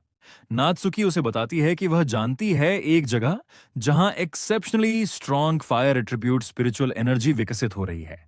यह शिंजी का ध्यान खींचता है क्योंकि वह अपनी फायर एट्रीब्यूट स्पिरिचुअल एनर्जी बढ़ाने के लिए संघर्ष कर रहे हैं। जब वह नात्सुकी से मिलते हैं, वह बताती है कि एक नाइट पेट्रोल में कंस्ट्रक्शन साइट पर फायरबॉल देखा गया। वर्कर्स ने सोचा कि यह स्पिरिट है तो उन्होंने एक मीडियम को बुलाया, लेकिन इससे चीजें और बुरी हो गईं जब तक कि आग ने पूरी साइट को जला नहीं दिया। मिलिट्री ने क्षेत्र को सील किया और इसे हैंडल करने की कोशिश की, लेकिन कुछ भी काम नहीं आया। शिंजी नात्सुकी से पूछते हैं कि क्या फायर अभी भी फैल रही है और वे कहती है कि हाँ, और अब वे केवल लोगों को इवैक्यूएट कर सकते हैं ताकि कैजुअल्टीज कम हो। अचानक वह पूछती है कि क्या वह अभी भी यूए के साथ इन्वॉल्व्ड है, जो शिंजी को शॉक करता है। वह उसे अजीब बातें बंद करने के लिए कहता है और समझाता है कि यूए केवल उस पर नजर रखने के लिए है। नात्सुकी कहती है कि उसे इतनी जोर से डिनायल करने की जरूरत नहीं है और अपनी कहानी जारी रखती है। वह समझाती है कि कल्टीवेटर्स की मिलिट्री फोर्स बनाना राष्ट्रीय प्राथमिकता बन गई है, क्योंकि अर्थ की स्पिरिचुअल एनर्जी रिकवर हो गई है। अब तक की समस्या यह है कि ज्यादातर पोटेंशियल वाले कल्टीवेटर्स अनरोली और टीम प्लेयर बनने में असमर्थ होते हैं। लेकिन नात्सुकी बताती है कि कावासाकी ने कहा था कि शिंजी ऐसा नहीं है। वह पूछता है कि क्या वह उसे मिलिट्री में ज्वाइन करने के लिए चाहता है, ताकि अगली जनरेशन के कल्टीवेटर्स को ट्रेन किया जा सके, और वह सहमत होती है, फिर उत्कृष्ट ट्रीटमेंट ऑफर करती है। हालांकि शिंजी समझाते हैं कि उन्हें पहले स्पिरिचुअल एनर्जी कल्टीवेशन एसोसिएशन में नए टैलेंट को ट्रेन करने पर फोकस करना है। यह नात्सुकी को उत्साहित करता है, क्योंकि यह दिखाता है कि शिंजी वास्तव में प्रिंसिपल वाला इंसान है। जब वे लोकेशन पर पहुंचते हैं तो वे देखते हैं कि पुलिस आमतौर पर जिद्दी लोगों को डू नॉट क्रॉस लाइंस पार करने से रोक रही है। जब वे कार से उतरते हैं, रेन, जो यूटो के साथ पास में खड़ा है, शिंजी से पूछता है कि वह यहाँ क्या कर रहा है। शिंजी जवाब नहीं देते तो यूटो मजाक करता है कि शिंजी रेन के पीछे वॉचडॉग की तरह घूम रहा है। जब प्रेस के मेंबर्स टेंशन महसूस करते हैं तो वे जल्दी से अपने कैमरों को फोकस करते हैं, ताकि स्पाइसी चीजें कैप्चर कर सकें जिन्हें वे न्यूज में रिपोर्ट कर सकें। यू शिंजी से कहता है कि वह जानता है कि वह रेन को भूल नहीं सकता, लेकिन उसे याद दिलाता है कि वह कभी उसके साथ नहीं होगा, क्योंकि उसने अपना चांस वेस्ट किया। भीड़ के मेंबर्स ये भी नजरअंदाज करते हैं कि उन्होंने इस ड्रामा पर फोकस करने के लिए क्यों आए, लेकिन शिंजी यह भी कल्पना नहीं कर सकते कि रेन और यूटो यह सब इतनी खुलकर बोल रहे होंगे। अंततः नात्सुकी शिंजी से पूछने आती है कि क्या हुआ है, और प्रेस उसकी शानदार सुंदरता की वजह से उस पर फोकस कर लेती है। जब यूटो नात्सुकी की सुंदरता देखता है तो उसका मुंह पानी से भर जाता है, क्योंकि वह रेन की तुलना में बहुत ऊपर की लीग में है। लेकिन रेन शॉक्ड दिखती है तुरंत। यूटो खुद को इंट्रोड्यूस करने के लिए लंबा हैंडशेक देने जाता है, लेकिन नात्सुकी बस शिंजी से पूछती है कि क्या ये लोग उसके फ्रेंड हैं, जिससे यूटो फंस जाता है। अंततः शिंजी नात्सुकी को बताते हैं कि ये बस बायस्टैंडर्स हैं, और प्रस्ताव देते हैं कि वे अंदर जाइए, क्योंकि उनके पास इस समय इसके लिए समय नहीं है। वे यूटो को फंसा छोड़ते हैं और वह भीड़ में हंसी का पात्र बन जाता है, क्योंकि उसे रिजेक्ट कर दिया गया। इस बीच यह रेन को परेशान करता है और वह इस शर्मिंदगी को जाने नहीं देती, इसलिए वह वादा करती है कि वह नात्सुकी को इसका पछतावा कराएगी। जब वह देखती है कि यूटो अभी भी घूर रहा है तो वह उसे ऑर्डर देती है। वह जल्दी से माफी मांगता है और वह समझती है कि अगर वह अमीर नहीं होता तो वह उसे पहले ही छोड़ देती। इस बीच नात्सुकी शिंजी को बताती है कि साइट वर्कर्स ने कंफर्म किया है कि फायर बढ़ गई है और उन्हें सेफ्टी पेरीमीटर बढ़ाना होगा। वह कहती है कि उन्हें जल्दी समाधान ढूंढना होगा, और वह उसे उस एरिया में ले जाती है जहां fire attribute spiritual energy highly concentrated है। वह जल्द ही एक डिवाइस निकालती है जो स्पिरिचुअल एनर्जी लेवल्स मापती है, और अपनी रीडिंग्स से वह पेरीमीटर को 10 किलोमीटर तक बढ़ाने का ऑर्डर देती है। जब वह अभी भी बोल रही होती है तो वह शॉक्ड होती है जब शिंजी सीधे उस फायर में चल देते हैं जिसे उसने उन्हें दिखाया था। पास में घबराया हुआ सोल्जर वाइस कमांडर से पूछता है कि क्या उसे रोकना चाहिए, लेकिन नात्सुकी सोचती है कि क्या शिंजी वास्तव में फायर को कंट्रोल करने की कोशिश कर रहे हैं। शिंजी फायर एनर्जी के पास पहुंचते हैं और उनका सिस्टम उन्हें बताता है कि उसने strong fire attribute spiritual energy detect की है, जिसे वह एब्जॉर्ब कर सकते हैं। वह इसे एब्जॉर्ब करने का विकल्प चुनते हैं और एनर्जी उनके बॉडी में बहने लगती है। फ्लो इतनी स्ट्रांग है कि यह लगभग नात्सुकी और उसके साथ सोल्जर्स की आंखों को ब्लाइंड कर देता है, और यह नात्सुकी को सोचने पर मजबूर करता है कि यह लड़का कितना पावरफुल है। वह सोचती है कि अगर वह सारी एनर्जी एब्जॉर्ब करता है तो क्या वह एडवांस्ड लेवल 4 या लेवल 5 तक पहुंच जाएगा। इस बीच शिंजी की fire attribute spiritual energy level 2 तक पहुंचती है, और उन्हें एक नई फायर एट्रीब्यूट टेक्निक के लिए एक बोनस ड्रॉ मिलता है। शिंजी अपने बोनस का इस्तेमाल नई टेक्निक ड्रॉ करने के लिए करते हैं। जब वह विकल्प चुनते हैं, सिस्टम उन्हें बताता है कि उन्होंने जैकपॉट हिट किया है, जो उन्हें शॉक करता है। जाहिर है उन्हें एटर्नल सेक्रेड फेम टेक्निक मिली है, एक गोल्डन फायर एट्रीब्यूट टेक्निक। चूंकि यह पहली बार है कि उन्हें गोल्डन टेक्निक मिली, इसलिए उन्हें 10 बोनस पॉइंट्स भी मिलते हैं। इस टेक्निक के साथ ट्रेनिंग के माध्यम से वह फायर एट्रीब्यूट एनर्जी को अपने बॉडी में स्टोर कर सकते हैं, जिससे वह बड़े पैमाने पर अटैक्स कर सकते हैं। उत्साहित होकर वे फायर एनर्जी का हर आखिरी बिट एब्जॉर्ब करने का फैसला करते हैं, और जल्द ही ऐसा ही होता है। यह नात्सुकी को शॉक करता है, क्योंकि वह विश्वास नहीं कर सकती कि उसने सारी फायर एनर्जी अकेले एब्जॉर्ब कर ली। जब वह पूरा कर लेते हैं, नात्सुकी चेक करती है कि वह ठीक है या नहीं, लेकिन वह उसे बताता है कि वह चिल है और धन्यवाद कहता है कि उसे यहां लाया। जब वह अपना डिवाइस चेक करती है तो वह स्पार्क करता है और ब्लास्ट हो जाता है, लेकिन शिंजी जल्दी से उसे ब्लास्ट से दूर खींच लेते हैं अपनी गोद में। नात्सुकी खुद को आश्वस्त करती है कि वह इस आदमी को अपनी बनाएगी, चाहे कुछ भी लगे। शाम को नात्सुकी शिंजी से कंफर्म करती है कि क्या उसने सच में सारी फायर एट्रीब्यूट स्पिरिचुअल एनर्जी अपने बॉडी में एब्जॉर्ब कर ली, और वह उससे पूछता है कि क्या कोई प्रॉब्लम है। वह कहती है कि कोई नहीं है और पूछती है कि उसका वर्तमान लेवल क्या है। तो वह कहता है कि यह शायद योसेन रियल में लेवल 4 है, और वह मानते हैं कि जल्द ही लेवल 5 तक पहुंच जाएगा। ये नात्सुकी को सरप्राइज करता है, क्योंकि उसने सोचा था कि इतनी पावर के साथ उसका लेवल और ऊंचा होगा। शिंजी बताते हैं कि उनकी कल्टीवेशन मेथड थोड़ी यूनिक है। जब वह इसे समझा नहीं पाते, तो नात्सुकी आगे नहीं पूछने का फैसला करती है, क्योंकि कल्टीवेटर्स को अपने सीक्रेट्स पसंद होते हैं, जिसे वह सराहते हैं। अंततः वह उनसे पूछती है कि क्या वह मिलिट्री ज्वाइन करने पर पुनर्विचार करेंगे। अभी भी उन्हें एसोसिएशन से बेहतर ट्रीटमेंट ऑफर कर रही है। बावजूद इसके वह फिलहाल ऑफर ठुकरा देते हैं, तो नात्सुकी सहमत होती है कि उसे फोर्स नहीं करेगी। इस बीच यूए को चेयरमैन से एक मैसेज मिलता है कि वह शिंजी से एक विशेष मिशन, शैडो सब्जुगेशन मिशन संभालने को कहे। बाद में वह उसे चेतावनी देती है कि सभी स्पिरिचुअल एनर्जी रिकवर हो गई है, और वह सहमत होती है। बाद में यू याद करती है कि शिंजी खुशी खुशी नात्सुकी के साथ जाने के लिए तैयार हुए थे।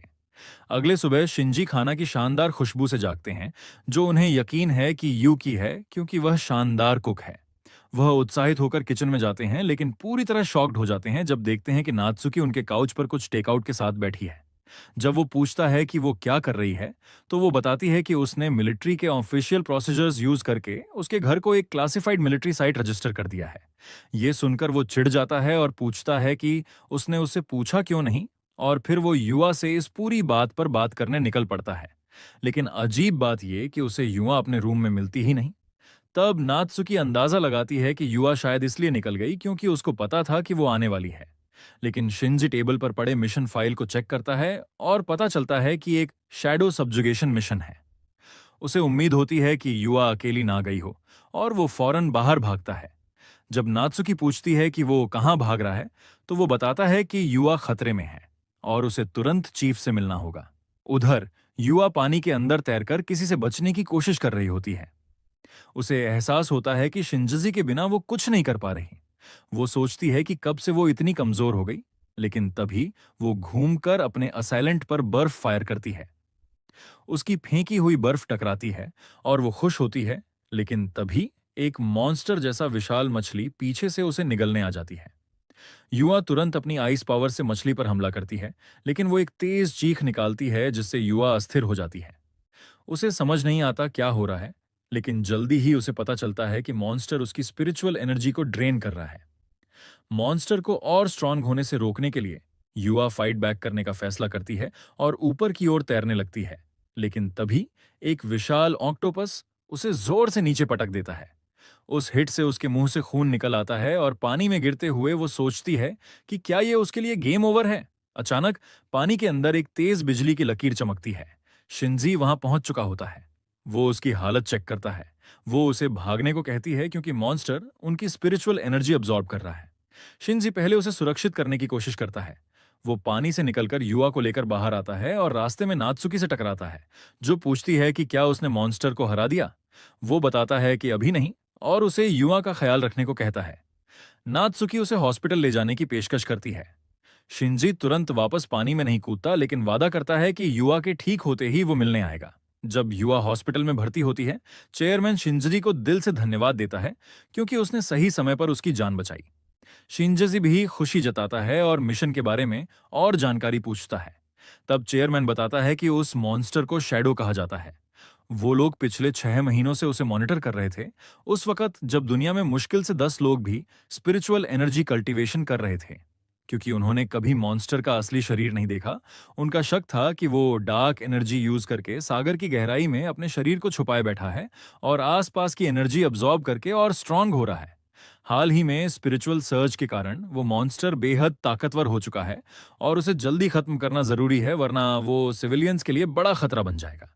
चेयरमैन शिंजी से पूछता है कि क्या वो उनकी मदद करेगा, और शिंजी मान जाता है, बस एक रिक्वेस्ट पूरी करने की शर्त पर। उसी रात नात्सुकी अपने दादा से कॉल पर बात करती है और पूछती है कि वो शिंजी को ये सब क्यों करने दे रहे हैं। बूढ़े आदमी बताते हैं कि ये शिंजी की असली परीक्षा है, खुद के लिए और देश के लिए। लेकिन नात्सुकी जोर देती है कि यह मिशन बहुत खतरनाक है। वो याद दिलाती है कि मिलिट्री पहले भी एक छोटी डिवीजन भेज चुकी थी, लेकिन वो सब फेल हुए थे, जबकि वो लोग योजन लेवल 3 या उससे ऊपर के थे। उसके दादा समझते हुए भी बताते हैं कि उनके पास कोई विकल्प नहीं है और उसे तसल्ली देते हैं कि उन्होंने शिंजी की मदद के लिए 3 एलिट सोल्जर्स असाइन किए हैं। वो चेतावनी देते हैं कि दुनिया में हो रहे बदलावों की वजह से वो किसी भी देश से पीछे नहीं रह सकते, वरना उन पर हमला हो सकता है। बूढ़े आदमी बताते हैं कि शैडो जिस जगह है वो सबसे खतरनाक जोन में से एक है, जिसे उन्होंने कम से कम ए रैंक जोन क्लासिफाई किया है। उनका मानना है कि अगर वो इस ए रैंक हार्ड जोन को सुरक्षित कर लें तो उनके देश को दुनिया में पहचान मिलेगी। थोड़ी देर बाद नात्सुकी शिंजसी के बारे में सोचती है और उम्मीद करती है कि वो सही सलामत लौट आए। उधर शिंजजी को एक नई तलवार पसंद आ जाती है और वो माँ को अपने साथ मिशन पर ले आता है। हैरान होकर माँ पूछती है कि टीम में से सिर्फ वही यहाँ क्यों है।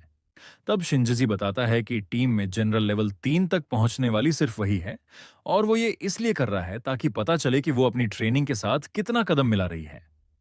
वो वादा करती है कि वो उसे स्लो नहीं करेगी और पूरी कोशिश करेगी, लेकिन शिंजी उसे कहता है कि टेंशन मत लो और उसे ये भी बताती है कि मिलिट्री उनकी बैकअप के लिए और लोग भेजने वाली है। जब वो लोग पोर्ट पर पहुंचते हैं तो शिंजी और मीका बाहर निकलकर मिलिट्री के कुछ सदस्यों से मिलने जाते हैं। उन्हें आते देख उनमें से एक आदमी कमेंट करता है कि नई जनरेशन के कल्टीवेटर्स काफी जवान हैं। कुछ देर बाद शिंजी मीका से कहता है कि उनकी बातें दिल पर मत लो, बस अपने काम पर ध्यान दो। फिर सब पानी के अंदर चले जाते हैं। तैरते हुए कराकी को महसूस होता है कि कोई चीज उसकी स्पिरिचुअल एनर्जी अंदर से ड्रेन कर रही है और उसके साथ ही बताते हैं कि यह डार्क एट्रीब्यूट का खतरनाक असर है। उधर मीका कैप्टन शिंजकी से कहती है कि उसे बदबू की वजह से घिन आ रही है। तब शिंजची अपने लाइटनिंग एनर्जी का बैरियर बनाता है ताकि डार्क एनर्जी का असर उन पर न पड़े। कराकी पीछे मुड़कर देखने की कोशिश करता है कि क्या शिंजी और मीका डर के मारे कांप रहे होंगे, क्योंकि प्रोफेशनल्स जैसे वो लोग भी स्ट्रगल कर रहे हैं। लेकिन वो हैरान रह जाता है जब देखता है कि उन दोनों पर कोई असर ही नहीं है। कराकी को शक होता है कि शायद वो अपनी सारी एनर्जी ब्लॉक बनाने में झोंक रहे हैं, लेकिन उसे चिंता होती है कि खतरा आने पर वो तुरंत रिएक्ट नहीं कर पाएंगे। अचानक सब लोग देखते हैं कि कुछ उनके पास से गुजरा और फिर उन्हें वो म्यूटेंट फिश मॉन्स्टर दिखाई देता है। मीका तुरंत हमला करने का सोचती है, लेकिन शिंजी उसे रोककर कहता है कि पहले ऑब्जर्व करो, क्योंकि वो चीज मॉन्स्टर का असली शरीर नहीं है।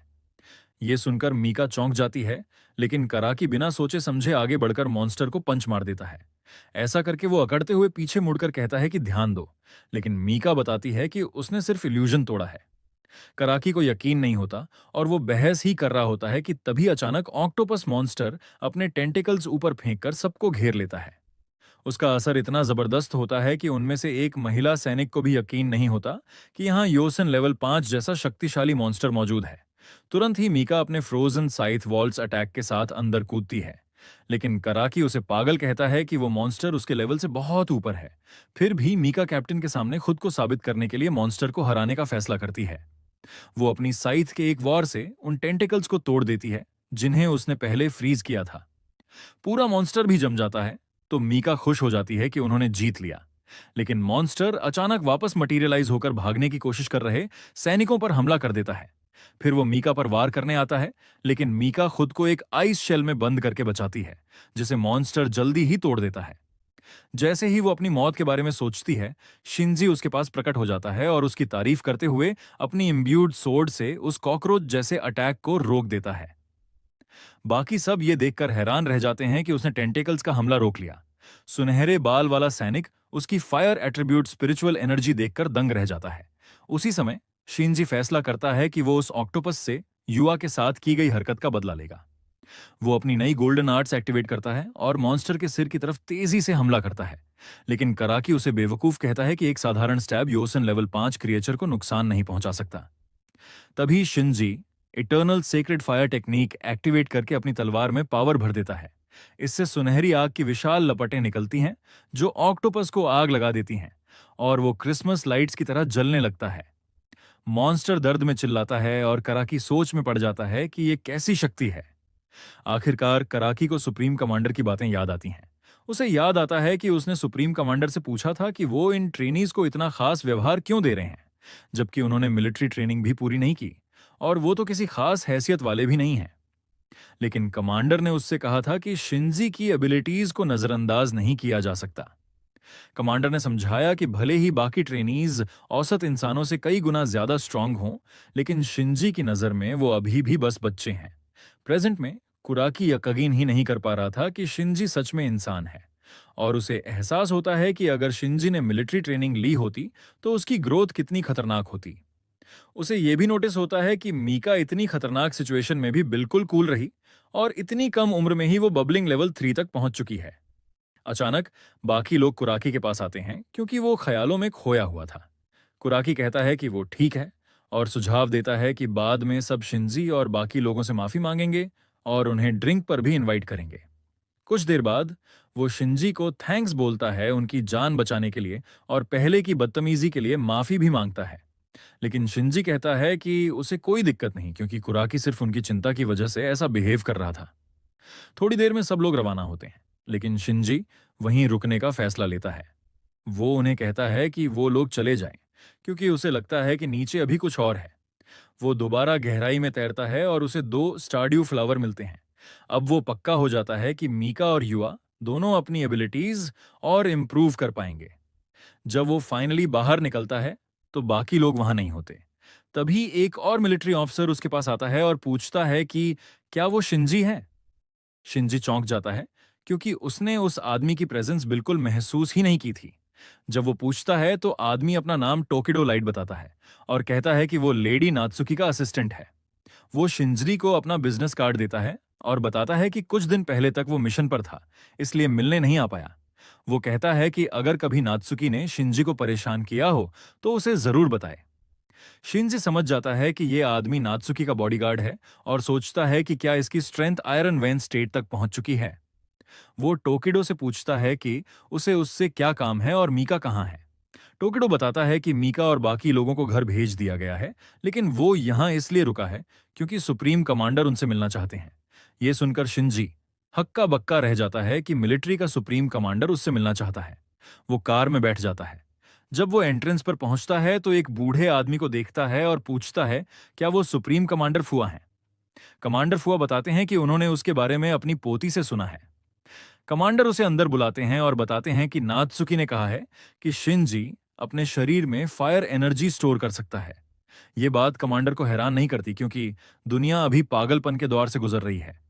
वो बताते हैं कि इस तरह का पावर हाउस पैदा होना किसी चमत्कार से कम नहीं है।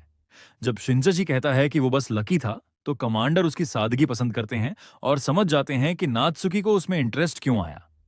आखिर में कमांडर बताते हैं कि दुनिया एक बड़े बदलाव के दौर से गुजर रही है, मेन है, और आम लोग जो अडाप्ट नहीं कर पा रहे उनके लिए जिंदगी बहुत मुश्किल हो गई है।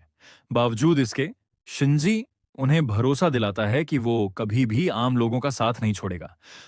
कमांडर उसे बताता है कि उसे जल्दी से लेवल अप करना पड़ेगा। दरअसल डार्कनेस सबसे झंझट वाला एनर्जी टाइप है, जो हर जीवित प्राणी को दिमागहीन मॉन्स्टर में बदल देती है। चूंकि लाइटनिंग एनर्जी ही वो ताकत है जो डार्कनेस को सबसे ज्यादा काउंटर कर सकती है, इसलिए कमांडर उसे समझाता है कि उसे अपनी और देश की भलाई के लिए जितनी जल्दी हो सके उतना मजबूत बनना होगा। ये सुनकर शिंजकी वादा करता है कि वो और ज्यादा ट्रेनिंग में खुद को झोंक देगा। थोड़ी देर बाद कमांडर उसे एक मिलिट्री एक्सक्लूसिव फोन देता है, ताकि जरूरत पड़ने पर वो उससे सीधे बात कर सके। तुरंत ही शिंजी नर्वस होकर एक रिक्वेस्ट रखता है और चेयरमैन यान द्वारा बनाई गई अपनी वेपन दिखाता है, जो अब क्रैक हो चुकी है क्योंकि वो उसकी एनर्जी को झेल नहीं पाई। ये देखकर कमांडर भी दंग रह जाता है, क्योंकि उसे पता है कि वो तलवार यानागी की सबसे कीमती क्रिएशंस में से एक थी। वो सोच में पड़ जाता है कि आखिर शिंजजी के अंदर कितनी जबरदस्त ताकत छुपी है। फिर भी वो कहता है कि तलवार यहीं छोड़ दो, वो उसके लिए और ज्यादा स्ट्रांग तलवारें बनवाएगा। जब शिंजी बाहर निकलता है तभी उसे चेयरमैन यान का कॉल आता है कि यू मुसीबत में है। उधर ऑपरेशन थिएटर में युवा की हार्ट रेट गिरने लगती है और डॉक्टर उसके शरीर से एलिमेंटल ऑर्ब को निकालने की कोशिश में लग जाते हैं। एक डॉक्टर कहता है कि वो काफी समय से कोमा में है और उसकी बची हुई एनर्जी अगर जबरदस्ती निकाली गई तो कंट्रोल से बाहर हो जाएगी। दूसरा डॉक्टर बोलता है कि क्या हम बस उसे मरते हुए देखेंगे। चेयरमैन बाहर खड़े खुद को कोस रहे होते हैं। तभी शिंजरी पहुंचता है और पूछता है कि युवा की हालत क्या है और यह सब क्यों हुआ जब वो पहले स्टेबल थी। चेयरमैन उल्टा उससे पूछता है कि क्या उसे डार्क एट्रीब्यूट एनर्जी की प्रॉपर्टीज पता है। शिंजजी को याद आता है कि डार्क एनर्जी जीवित प्राणियों की बुद्धि छीन लेती है। चेयरमैन मानता है कि युवा हमेशा से स्ट्रांग रही है, लेकिन शिन जिंजी ने उसे बचाया था। तभी उसने अपनी ही क्षमताओं पर शक करना शुरू कर दिया। इसलिए वो मिशन पर अकेली चली गई। वो खुद को दोषी मानता है कि काश वो जान पाता तो मिशन दोनों को एक साथ देता। तुरंत शिंजी अपना सिस्टम समन करता है, पूछने के लिए कि क्या युवा को बचाने का कोई तरीका है।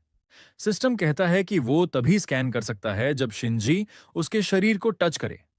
शिंजी जी सीधे सर्जरी रूम में घुस जाता है। डॉक्टर उसे चिल्लाकर बाहर निकालने की कोशिश करते हैं, लेकिन शिंजी जी उन्हें धक्का देकर कहता है कि जब वो उसे बचा नहीं सकते तो सख्ती दिखाने का नाटक बंद करें। वो युवा का हाथ पकड़कर सिस्टम से कहता है कि उसे हर हाल में युवा को बचाना होगा। डॉक्टर विरोध करते हैं, सुरक्षा बुलाने की धमकी देते हैं। तभी चेयरमैन यान कह देते हैं कि उन्होंने अनुमति दी है। सब चुप हो जाते हैं। वो समझाने की कोशिश करते हैं कि युवा के जख्म का तुरंत इलाज करना जरूरी है, लेकिन चेयरमैन उन्हें शिंजी की बात मानने को कह देते हैं। इस बीच शिंजी का सिस्टम स्कैन पूरा करता है और एक ट्रीटमेंट सुझाता है। स्टारड्यू फॉलोवर्स उसके शरीर में डालने होंगे और साथ ही उसकी बॉडी में लाइटनिंग एनर्जी इंजेक्ट करनी होगी। शिंजी तुरंत कहता है कि उसने युवा को बचाने का तरीका ढूंढ लिया है और सबको ऑपरेशन थिएटर से बाहर जाने को कहता है। डॉक्टर नाराजन होते हैं तो शिंजी पूरा शरीर लाइटनिंग एनर्जी से कवर कर देता है और चेतावनी देता है कि वो उनकी सुरक्षा की गारंटी नहीं दे सकता। ये सुनकर सब बाहर चले जाते हैं। शिंजी अपने पावर से स्टारड्यू फ्लावर को पीसता है और युवा को खिलाता है। उसी पल उसकी बॉडी में लाइटनिंग एनर्जी दौड़ने लगती है। शिंजी वादा करता है कि वो उसे जरूर वापस लाएगा। कई घंटे बाद यूई की आंखें खुलती हैं और वो शिंजी को अपने पास बैठा देखती है। शिंजी खुश होकर उसे डांटता है कि ऐसी बेवकूफियां आगे मत करना। उलझन में यूई पूछती है कि क्या उसने उसे बचाया है। शिंजसी बताता है कि वो तो बस लकी था कि उसे पानी के अंदर दो स्टारड्यू फॉलोअर्स मिल गए, वरना वो उसे बचा नहीं पाता। धीरे धीरे युवा कहती है कि शायद वो उसे बोझ लगती होगी। शिंजची चौंक कर पूछता है, वो ऐसा क्यों सोचेगी।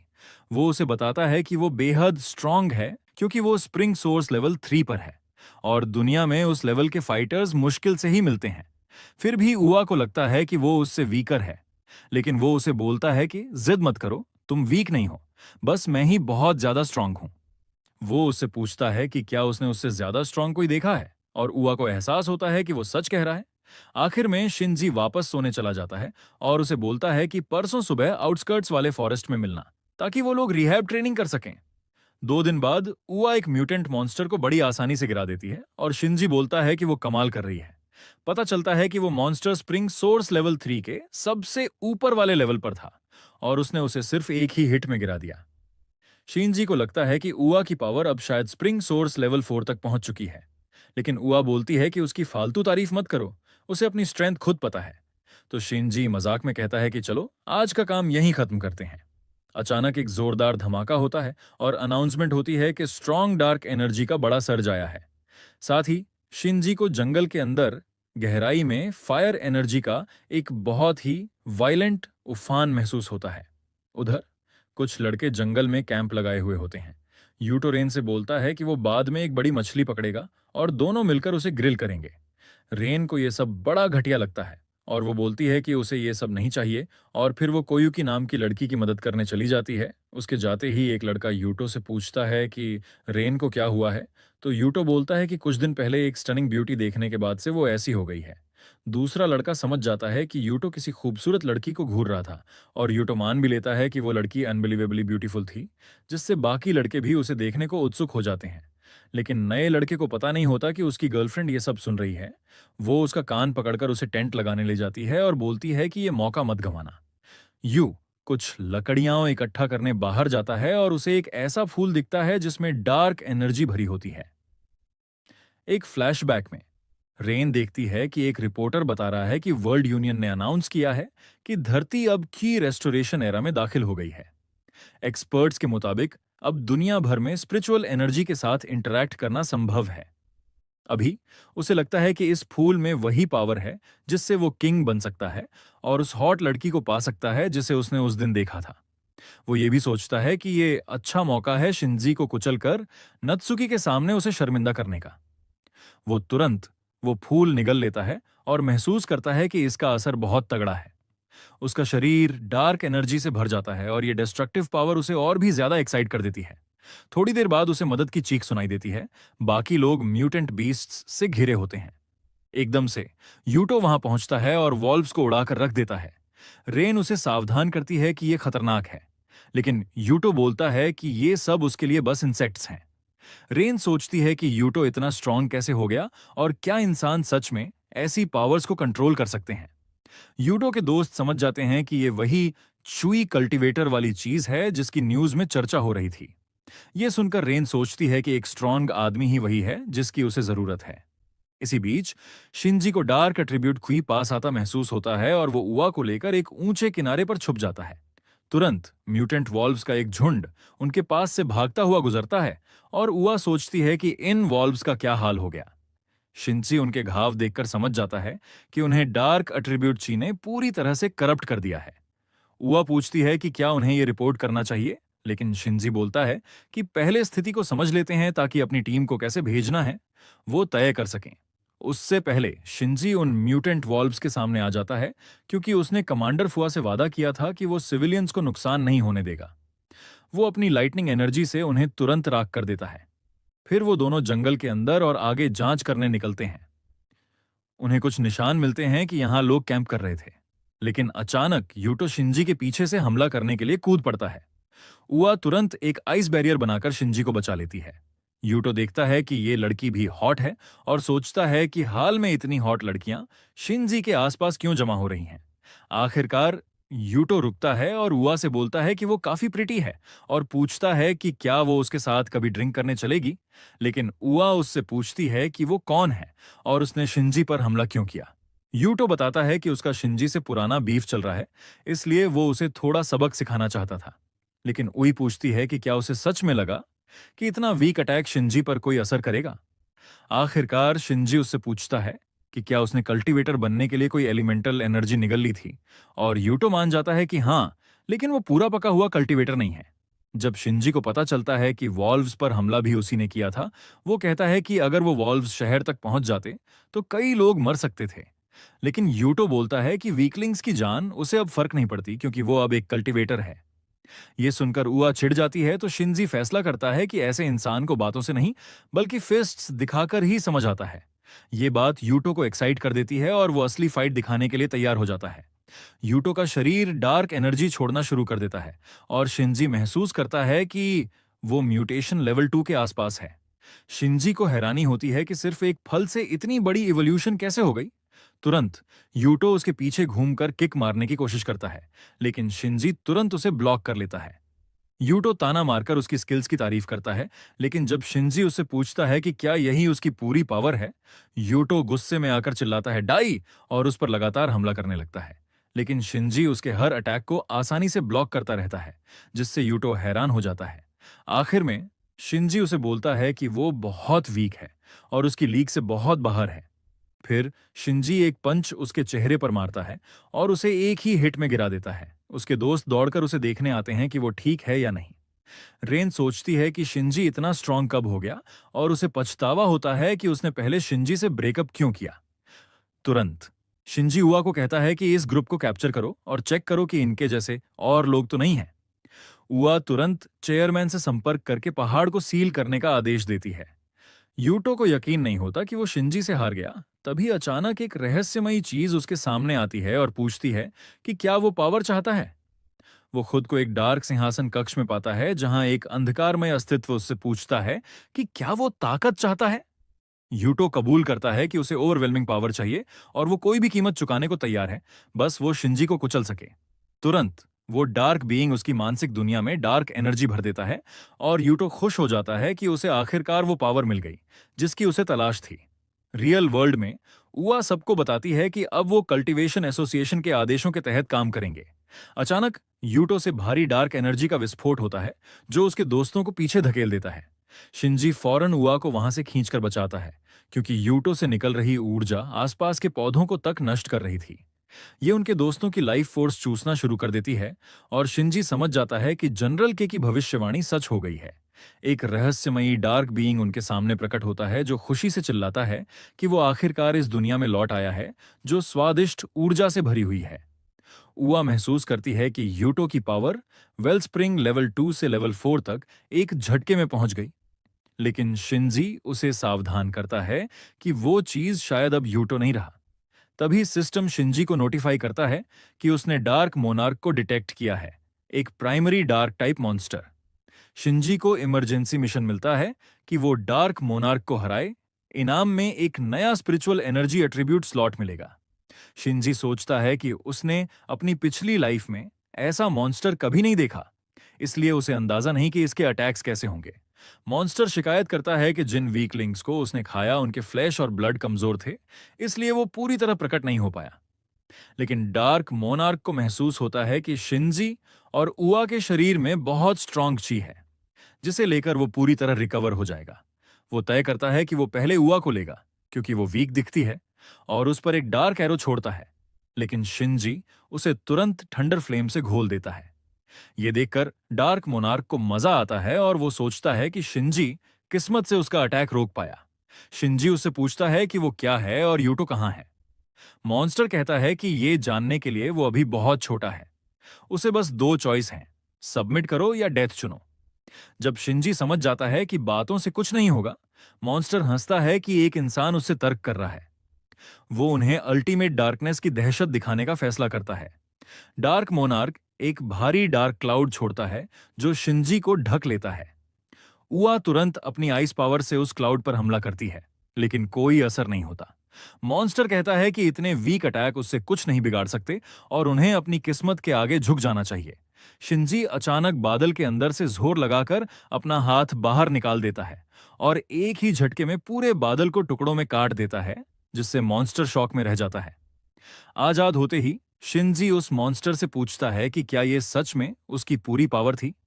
ये बात डार्क मोनार्क को चिढ़ा देती है, तो वो उसे एक फॉलिश ब्राइट कहकर पूछता है कि क्या उसे सच में लगता है कि सिर्फ डार्क वॉइड की सील तोड़ देने से वो उसके सामने खड़ा हो सकता है। यूई भी शिंजी के साथ फाइट करने की ऑफर देती है, लेकिन शिंजी उसे वहीं रुकने को कहता है, क्योंकि ये उसकी पूरी पावर टेस्ट करने का बढ़िया मौका है। वो पूछती है कि उसका मतलब क्या है, तो शिंजी अपने चारों ओर थंडर फ्लेम शील्ड बना लेता है और तेजी से जाकर मॉन्स्टर का चेहरा पकड़ लेता है। एक ही मूव में वो थंडर फ्लेम ब्लास्ट छोड़ता है, जो डार्क मोनार्क को पीछे कई फीट दूर एक जबरदस्त एक्सप्लोजन में फेंक देता है। पत्थर में ढंसा हुआ डार्क मोनार्क यकीन नहीं कर पाता कि एक कमजोर ह्यूमन ने उसे ऐसे उड़ा दिया। शिंजी उससे पूछता है कि क्या वो डर गया है, और गुस्से में पागल मॉन्स्टर उसे मारने के लिए दौड़ पड़ता है। करीब आते ही वो शिंजी पर एक डार्क वेव फेंकता है, लेकिन शिंजी उस अटैक को हवा में ही रोक देता है। डार्क मोनार्क हैरान रह जाता है कि शिंजी ने उसका अटैक एक हाथ से रोक लिया और उसे जरा भी डैमेज नहीं हुआ। तभी उसे एहसास होता है कि ये अब कोई गेम नहीं है। शिंजी पूछता है कि क्या अब आखिरकार उसे डर लगना शुरू हुआ है, और कहता है कि अफसोस है कि उसे तो फुल पावर भी नहीं लगानी पड़ेगी इसे हराने में। ये देखकर कि शिंजी ऑर्डिनरी नहीं बल्कि उससे भी ज्यादा स्ट्रांग है, डार्क मोनार्क जान बचाने के लिए भाग जाता है। उसकी प्लानिंग होती है कि वो और ह्यूमन खाकर खुद को स्ट्रांग बनाएगा और फिर बदला लेने वापस आएगा। लेकिन शिंजी उसे भागने नहीं देता और उस पर लाइटनिंग स्ट्राइक कर देता है, जिससे उसका पूरा शरीर हिल जाता है। इस अटैक से डार्क मोनार्क एक्सप्लोड हो जाता है, लेकिन उसी में से एक काला बैट निकलकर उड़ जाता है। शिंजी समझ जाता है कि डार्क मोनार्क अपनी जान बचाने के लिए अपना ज्यादातर शरीर छोड़कर भाग गया है। वापस आने पर उआ उससे पूछती है कि क्या वो ठीक है, लेकिन वो उसे तुरंत चेयरमैन को कॉल करने को कहता है, क्योंकि उस मॉन्स्टर का एक हिस्सा बचकर निकल गया है। उसी दिन एक पब्लिक अनाउंसमेंट होता है कि दोपहर में मौसम बहुत खराब होने वाला है, इसलिए लोगों को घर में रहने की सलाह दी जाती है ताकि किसी बड़े डिजास्टर से बचा जा सके। सड़क पर एक लड़की किसी को इसके लिए ब्लेम करती है और बोलती है कि आज ही बारिश क्यों होनी थी जब उसे बाहर हैंग आउट करना था। तभी कोई उसे पूछता है कि वो किसके बारे में बोल रही है, और अगले ही पल वो डार्क बैट के एम्बुश में फंस जाती है। बैट लड़की को छू ही पाता कि उससे पहले शिंजी उसे सीधा बिजली के जोरदार फेस शॉट से उड़ा देता है, और फिर वो लड़की से पूछता है कि वो बाहर घूम क्यों रही है जब न्यूज ने साफ मना किया था। तभी आसमान में कई और डार्क बैट्स दिखने लगते हैं, तो वो उसे बोलता है कि जल्दी घर भाग जाओ जब तक आसमान साफ नहीं हो जाता, क्योंकि बाहर रहना बहुत डेंजरस है। शिंजी को ट्रक के ऊपर खड़ा देखकर लड़की पूरी तरह उससे मेस्मराइज्ड हो जाती है, क्योंकि वो उसे बेहद कूल लगता है।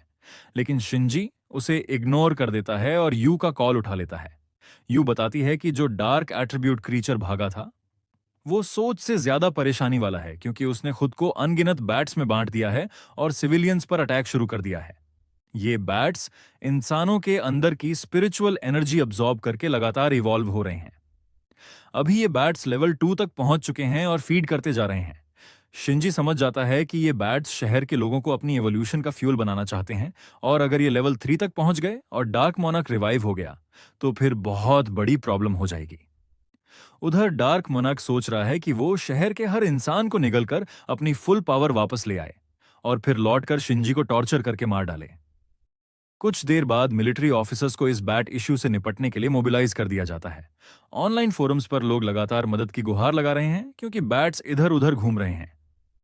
इसी बीच नात्सुकी और उसकी टीम तेजी से इन पोस्ट को हटाने लगती है क्योंकि लोग घर में नहीं बैठते और डर फैलाने वाली पोस्ट्स डालते जा रहे हैं। वो सोचती है कि लोग इतने स्टबन क्यों हैं और मन में सोचती है कि काश इंटरनेट ही काट दिया जाए, क्योंकि ये इन्फॉर्मेशन लाखों लोगों तक फैल रही है और इसे रोकना मुश्किल है। लेकिन टोकीटो उसे याद दिलाता है कि इंटरनेट काटने से और बड़ा पब्लिक पैनिक होगा और हालात बिगड़ जाएंगे। नात्सुकी कहती है कि वो तो बस ऐसे ही बोल रही थी, फिर वो पूछती है कि मिलिट्री डिप्लॉय हुई या नहीं, क्योंकि 30 मिनट हो चुके हैं।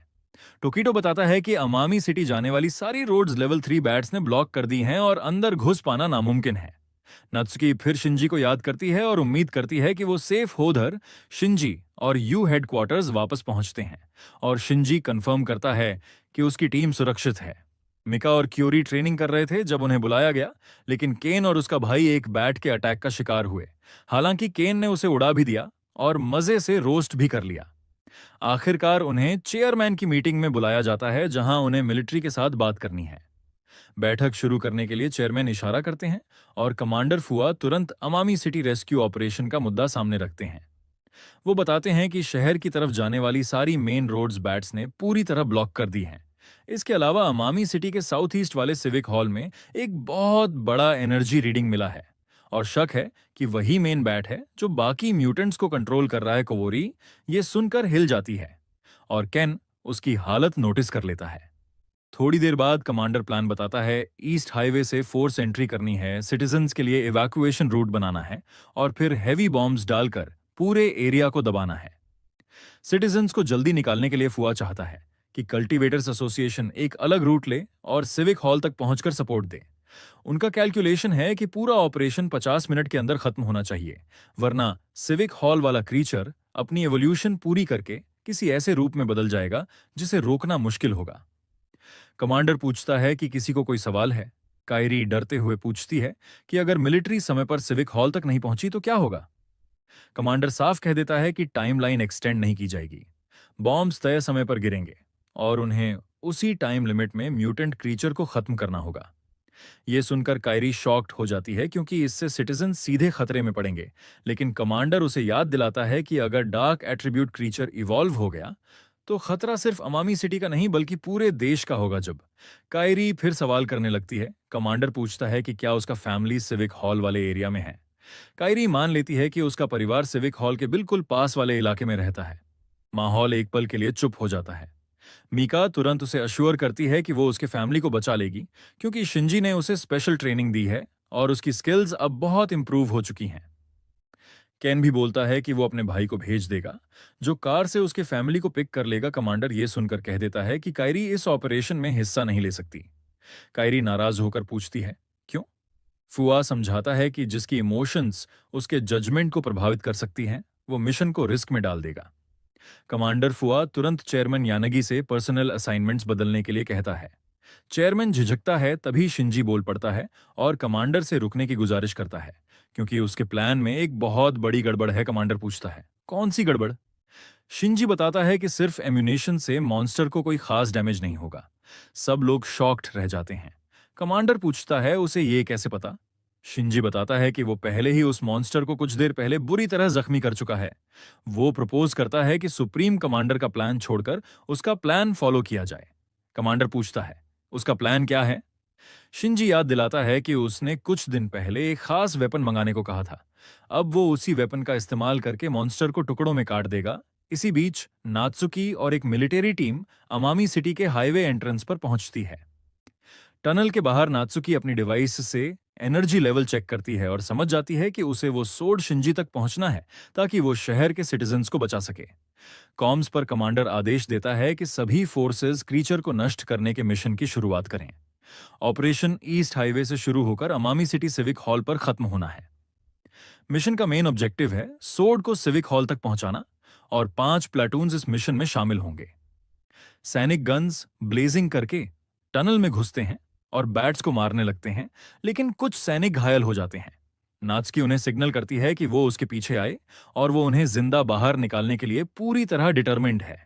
उधर शिंजी कई बैट्स को लाइटनिंग एनर्जी से वेपराइज कर देता है और सोचता है कि काश उसने मॉन्स्टर को फॉरेस्ट में ही रोक लिया होता ताकि इतनी परेशानी ना होती। उसके पीछे मिका और यूए अपनी पावर से बाकी बैट्स को संभालने के लिए दौड़ती हैं। उशिवा आसमान में उड़ते बैट्स की संख्या देखकर घबरा जाती है और साफ दिख रहा है कि ये बैट्स लगातार स्पिरिचुअल एनर्जी अब्सॉर्ब करके खुद को मल्टीप्लाई कर रहे हैं। बैट्स की संख्या बेहिसाब बढ़ रही है और सब डर रहे हैं कि कहीं ये मर्ज होकर कोई बेहद ताकतवर मॉन्स्टर ना बना दें। लेकिन शिंजी उन्हें भरोसा दिलाता है कि ये उसे जंगल में नहीं हरा पाए थे और अब भी नहीं हरा पाएंगे। वो उन्हें ये भी बताता है कि उनकी टॉप प्रायोरिटी है नात्सुकी से सिविक हॉल में मिलना। उसी समय नात्सुकी और उसकी टीम के कुछ लोग बुरी तरह घायल होने के बावजूद किसी तरह टनल से बाहर निकल आते हैं। जैसे ही वो बाहर आती है, यूटो बैट्स के बीच से प्रकट होता है और नात्सुकी से कहता है कि वो उसकी अपनी है और उसे गॉर्जियस बुलाता है।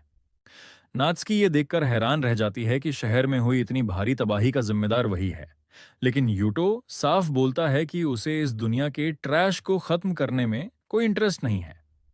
ये सुनकर नात्सुकी चिढ़ जाती है और उसके चेहरे पर एक जोरदार किक मारने जाती है, लेकिन यूटो पर उसका कोई असर नहीं होता। नात्सुकी शॉक्ड रह जाती है। यूटो बताता है कि कल्टीवेटर्स जैसे लोग उसे एक फीस्ट जैसे लगते हैं। अगर वो सिर्फ शहर के लोगों को खाता तो अपनी पीक स्ट्रेंथ का आधा ही वापस पा पाता, लेकिन अब उन्हें भी कंज्यूम करके वो अपनी पूरी ताकत वापस पा लेगा। उसी वक्त डार्क मोनार्क यूटो के शरीर से बोलता है और कहता है कि वो सब उसकी नरिशमेंट बन जाएंगे जैसे यूटो बन गया। जैसे ही मोनार्क नात्सुकी को डार्क एनर्जी से ढकने लगता है, अचानक आइस अटैक उसे पीछे हटने पर मजबूर कर देता है। ये टोकिडो था। टोकिडो सीधा कहता है कि मोनार्क आज यहीं मरेगा। मोनार्क सेंसिंग करता है कि टोकिडो लेवल 5 तक पहुंच चुका है और उसे खाकर वो अपनी पीक से भी ऊपर इवॉल्व हो सकता है। लेकिन टोकिडो नात्सुकी को कहता है कि वो तुरंत शिंजी तक पहुंचे, जबकि वो यहां इसे संभालेगा।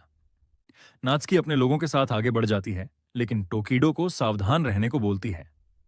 मोनार्क उसे रोकने की कोशिश करता है, लेकिन टोकिडो आइस की दीवार बनाकर उसकी डार्क एनर्जी को ब्लॉक कर देता है। नात्सुकी और उसके सैनिक बैट्स के बीच गन्स ब्लेजिंग भागते हैं, लेकिन बैट्स उनके ऊपर बेरहमी से टूट पड़ते हैं। एक इवॉल्व्ड बैट सामने आता है तो नात्सुकी समझ जाती है कि नॉर्मल एम्यूनिशन पर उसका कोई असर नहीं होगा। कुछ आदमी गिर जाते हैं और वो सिर्फ यही दुआ करती है कि वो वेपन डिलीवर कर पाए। वो सोचने लगती है कि ना जाने शिंजी ड्रॉप ऑफ पॉइंट तक पहुंच पाया या नहीं, लेकिन तुरंत खुद को संभाल कर आगे बढ़ती रहती है। तभी एक बैट उसके पीछे से उस पर झपटता है, लेकिन अगले ही पल वो रोस्ट हो चुका होता है क्योंकि शिंजी वहां पहुंच चुका था। नात्सुकी उसे देखकर राहत की सांस लेती है। शिंजी उसके सिर पर हाथ रखकर बताता है कि अब चिंता की कोई बात नहीं। वो जल्दी से उसे वो वेपन दिखाती है जो उसे अपने ग्रैंडफादर से मिला था। शिंजी डेमोन्स्ट्रेशन के लिए कवासाकी और बाकी सैनिकों को पीछे हटने को कहता है। फिर वो अपनी सोर्ड में थंडर फ्लेम भरता है और क्रॉस स्लैश नाम की मूव इस्तेमाल करता है। ऊपर उड़ रहे सारे बैट्स एक ही झटके में चीर कर गिर जाते हैं। सैनिक अपनी आंखों पर यकीन नहीं कर पाते, लेकिन कवासाकी को अपने दोस्त से यही उम्मीद थी। नात्सुकी उसे अमेजिंग कहकर बोलती है कि उसे भी ये टेक्निक सिखाए। शिंजी मान जाता है, लेकिन कहता है कि पहले उसे अपना क्यूआई लेवल 4 तक ट्रेन करना पड़ेगा। शिंजी कंफर्म करता है कि सिर्फ यही सैनिक बैट्स को चीरकर यहां तक पहुंच पाए, बाकी सब कैजुअल्टीज बन चुके हैं। नात्सुकी भी यही बताती है और जोड़ती है कि टोकिडो इस समय यूटो से लड़ रहा है, तो वो चाहती है कि शिंजी जाकर उसकी मदद करे। लेकिन शिंजी को हैरानी होती है कि यूटो डार्क मॉन्स्टर द्वारा निगला नहीं गया और वो सोचता है कि क्या यूटो फिर से रिवाइव हो गया है। उधर टोकिडो लगातार मॉन्स्टर से लड़ रहा है। मॉन्स्टर उसे चिढ़ाता है कि क्या उसकी स्पिरिचुअल एनर्जी खत्म नहीं हो रही। टोकिडो कई बैट्स मारता है, लेकिन डार्क मोनार्क बताता है कि ये बैट्स हमेशा मल्टीप्लाई होते रहेंगे। टोकिडो देखता है कि बैट्स अपने डेड साथी को खाने के बजाय सिर्फ उनकी स्पिरिचुअल एनर्जी अब्सॉर्ब कर रहे हैं ताकि ये आगे बढ़ते रहें। कुछ बैट्स तो लेवल 3 तक इवॉल्व भी हो चुके हैं। टोकिडो अगली वेव से बचने के लिए एक आइस शील्ड बनाता है, लेकिन बैट्स लगातार उसकी दीवार को पीटते रहते हैं और आखिरकार ताकत से तोड़कर उस पर टूट पड़ते हैं।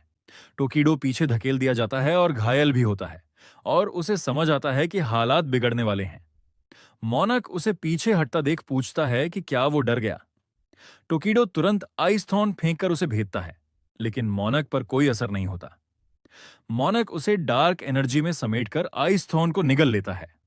टोकिडो दंग रह जाता है। मॉन्स्टर बताता है कि वो इसी पल का इंतजार कर रहा था, टोकिडो की मैसिव स्पिरिचुअल एनर्जी को निगलने का। तकीटो को समझ आ जाता है कि सामने वाला अपनी स्पिरिचुअल एनर्जी खाकर फिर से अपने प्राइम लेवल तक पहुंच चुका है।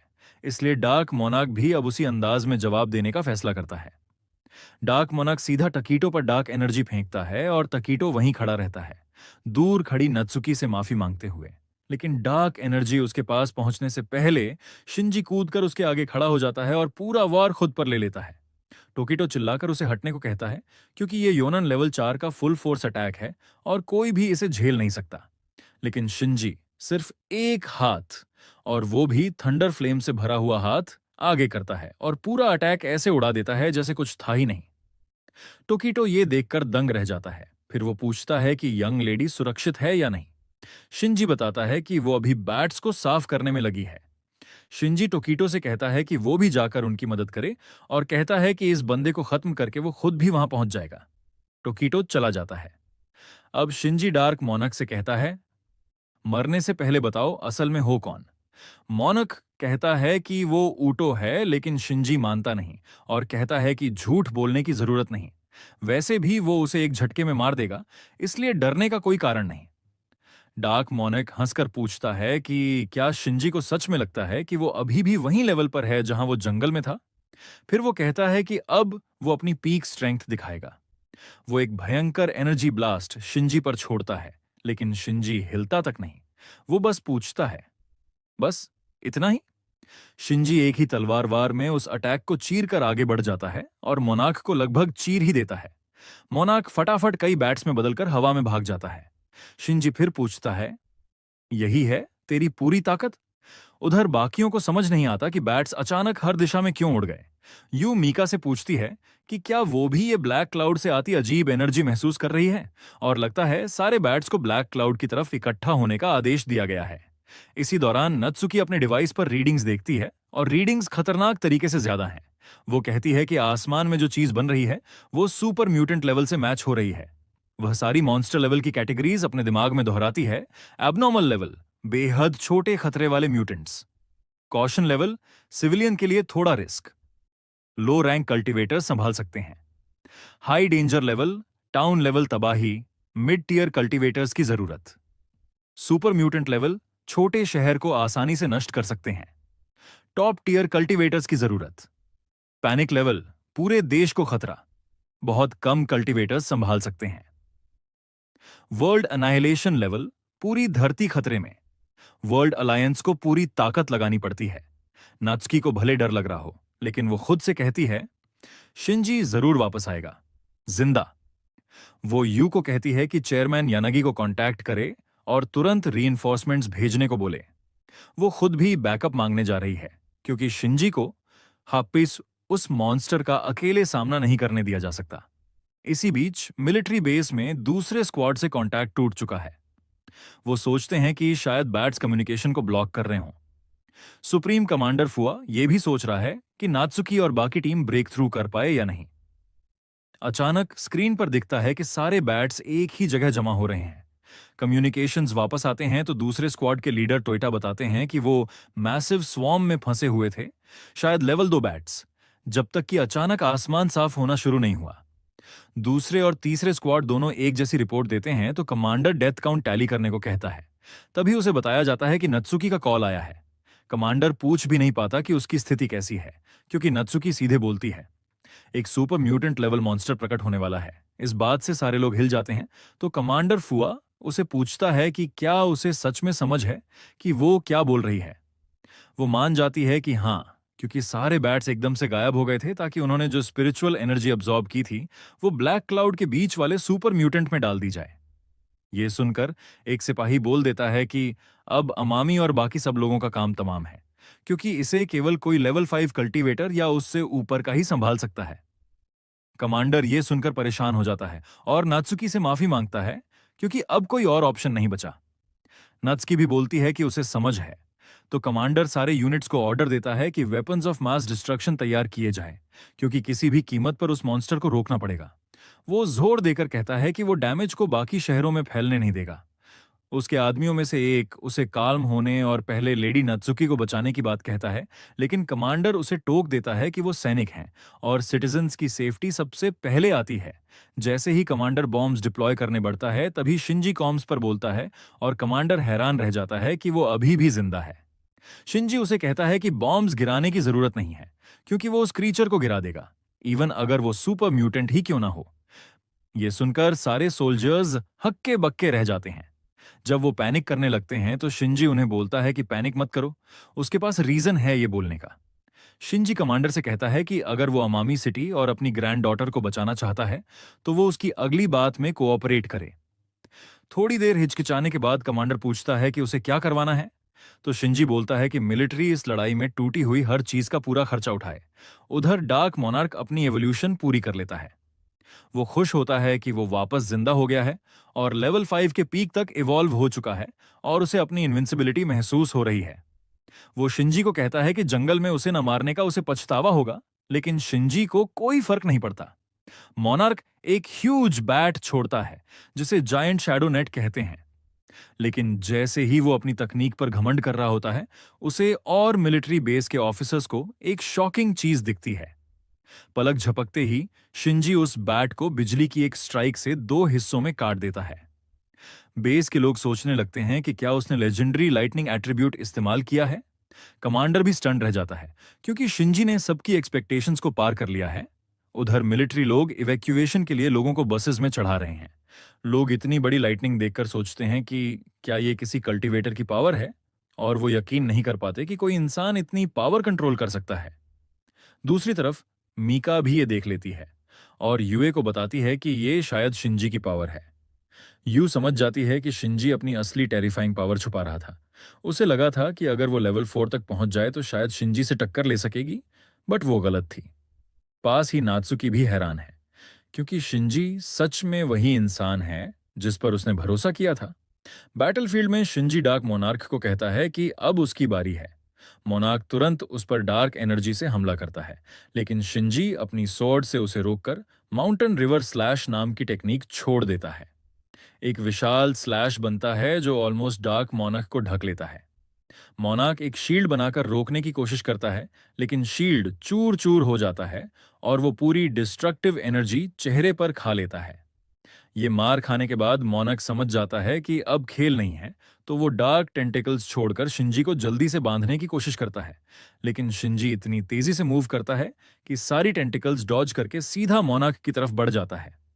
गुस्से में मोनार्क चिल्लाता है कि अगर ये स्टूपिड सोर्ड ना होती तो वो उसे अब तक मार चुका होता। शिंजी दिलचस्पी से बोलता है कि ठीक है, चल बिना सोर्ड के लड़ते हैं, और वो सोर्ड को शीथ कर देता है। मोनार्क तुरंत मौका पाकर उस पर डार्क एनर्जी ब्लास्ट फेंकता है, पर वो बस शिंजी के सर पर लगकर उछल जाती है। मोनार्क पागल होने की कगार पर पहुंच जाता है, क्योंकि वो attack level 5 peak full strike था और ये आदमी बिना खरोच खाए उसे डिफ्लेक्ट कर गया। वो सोचता है कि कहीं ये लेवल 6 या उससे ऊपर तो नहीं पहुंच गया, लेकिन शिंजी उसे बोलता है कि अगर यही तेरी फुल पावर थी तो तेरी लाइफ यहीं खत्म होने वाली है। शिंजी सोर्ड निकालकर उसे खत्म करने आता है, लेकिन डार्क मोनार्क डर जाता है, क्योंकि उसे मरना नहीं है।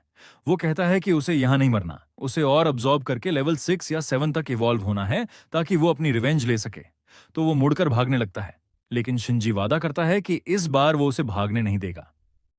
वो डाउनवर्ड स्लैश नाम की टेक्निक इस्तेमाल करता है और उसे मॉन्स्टर की पीठ पर मार देता है, जिससे उसके सीने में सीधा एक बड़ा छेद खुल जाता है। एनर्जी इतनी जबरदस्त होती है कि मॉन्स्टर की चीख पुकार के बावजूद उसका पूरा शरीर टुकड़ों में उड़ जाता है। मॉन्स्टर के फटते ही पूरी मिलिट्री बेस खुशी से झूम उठती है, क्योंकि उन्होंने सुपर म्यूटेटेड मॉन्स्टर को हरा दिया था और शिंजी की लाइटनिंग अब इंसानियत की उम्मीद लग रही थी। कमांडर तुरंत ऑर्डर देता है कि घायलों को रेस्क्यू करने जाओ। कुछ दिन बाद चेयरमैन यनागी शिंजी को शहर बचाने के लिए धन्यवाद देता है। वो उससे पूछता है कि उसे कुछ चाहिए क्या, क्योंकि मिलिट्री और ऑर्गेनाइजेशन उसे कोई रिवॉर्ड देना चाहती है। शिंजी कहता है कि उसके पास एक इंपॉर्टेंट रिक्वेस्ट है। जब उसे पूछा जाता है कि क्या, तो वो लड़कियों की तरफ इशारा करके पूछता है कि क्या इन्हें यहां से जाने के लिए बोला जा सकता है, क्योंकि ये उसका घर है। वो शिकायत करता है कि पिछले कुछ दिनों से ये यहीं डेरा जमाए हुए हैं और इसकी डेली लाइफ पूरी तरह डिस्टर्ब हो रही है। वो ये भी जोड़ देता है कि मीका भी बाकी दो की वजह से वियर्ड सा बिहेव करने लगी है। चेयरमैन थोड़ा सोचता है और समझ जाता है कि यूए और नात्सुकी तो कभी नहीं जाएंगी, शायद मीका जा सकती है।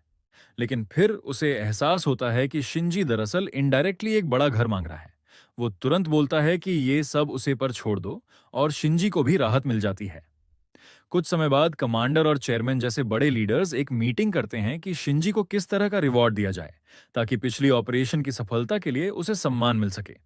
कोई सुझाव देता है कि उसे स्पिरिचुअल एनर्जी रिसोर्सेज दिए जाए ताकि वो देश का टॉप टियर सुपर कल्टीवेटर बन जाए, वैसे ही जैसे वेस्टर्न कंट्रीज के हीरोज।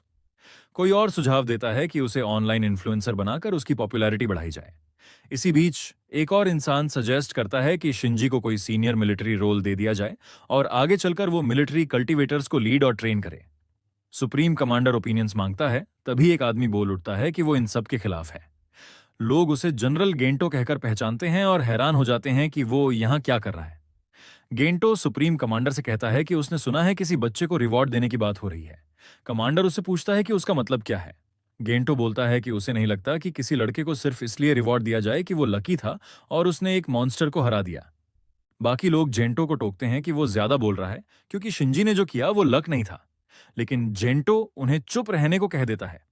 कमांडर बोलता है कि लेवल 5 मॉन्स्टर को हराना लक की बात बिल्कुल नहीं है। जेंटो की शंका के बावजूद कमांडर फुआ उसे साफ कह देता है कि शिंजी को रिवॉर्ड देना है या नहीं, ये फैसला गेंटो का नहीं है। आखिर जेंटो बैठ जाता है और कहता है कि अगर सब लोग रिवॉर्ड के लिए इतने ऑब्सेस्ड हैं तो उसके पास कहने को कुछ नहीं। मीटिंग आगे बढ़ती है और कमांडर पूछता है कि किसी और के पास कुछ बोलना है। यानगी बोलता है कि शिंजी ने न तो फेम के लिए मदद की थी न किसी टाइटल के लिए, इसलिए उसे शायद इन चीजों की जरूरत ही नहीं है। कमांडर फिर पूछता है कि यानागी के पास कोई आइडिया है क्या। तभी यानागी मुस्कुराता है क्योंकि अब उसकी बारी है चमकने की। आखिर शिंजी से पर्सनल रिश्ता उसी ने बनाया हुआ है। वो उन्हें बताता है कि कुछ दिन पहले उसने खुद शिंजी से पूछा था कि उसे क्या चाहिए और उसका जवाब बिल्कुल क्लियर था।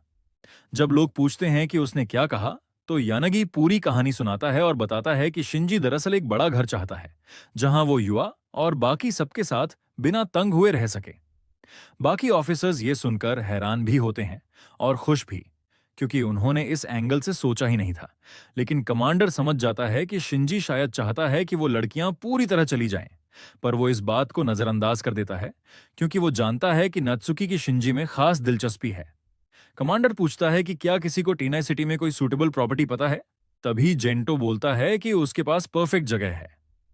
कमांडर हैरान होता है कि जेंटो का अचानक दिल कैसे पिघल गया, लेकिन फिर भी पूछता है कि कहां।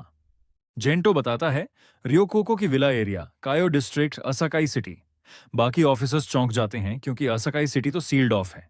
किसी ने बताया कि असाकाई सिटी के म्यूटेटेड क्रीचर्स पहले ही लेवल 6 तक पहुंच चुके हैं। चेयरमैन यानागी तुरंत गेंटो से पूछता है कि वो शिंजी को इतनी परेशानी वाली जगह क्यों सुझा रहा है, जबकि कल्टीवेशन एसोसिएशन ने उसका कोई नुकसान नहीं किया। वो याद दिलाता है कि रिवॉर्ड देना है, नया मिशन नहीं। लेकिन जेंटो बोलता है कि अगर वो लड़का उस एरिया को अकेले संभाल नहीं सकता तो वो इतने बड़े रिवॉर्ड का हकदार भी नहीं। आखिर सुप्रीम कमांडर जेंटो से पूछता है कि क्या वो उसके फैसलों पर सवाल उठा रहा है। जेंटो कहता है कि नहीं, बस वो खुद देखना चाहता है कि ये हीरो कहलाने वाला लड़का असल में कितना स्ट्रांग है। अगले दिन यानागी शिंजी को नए विला के पेपर्स देते हुए माफी मांगता है। शिंजी पेपर्स देखते ही शॉक्ड रह जाता है। ओनरशिप उसके नाम ट्रांसफर कर दी जा रही है और ये प्रॉपर्टी कम से कम कुछ 100 करोड़ येन की है। यानागी तुरंत कहता है कि अगर उसे पसंद ना हो तो वो कोई दूसरा रिवॉर्ड ढूंढ देगा, लेकिन शिंजी झट से पेपर पकड़ लेता है और बोलता है कि इतनी महंगी प्रॉपर्टी कौन मना करेगा। फिर यानागी उसे बताता है कि ऐसाकाई सिटी में लेवल 6 म्यूटेटेड क्रीचर दिखा है और उसका नेस्ट इसी विला के पास है। तो मिलिट्री चाहती है कि शिंजी खुद एक स्क्वाड को लीड करके उसे खत्म करे। शिंजी कहता है कि उसे स्क्वाड की जरूरत नहीं, वो अकेले ही संभाल लेगा। ये सुनकर यानागी घबरा जाता है।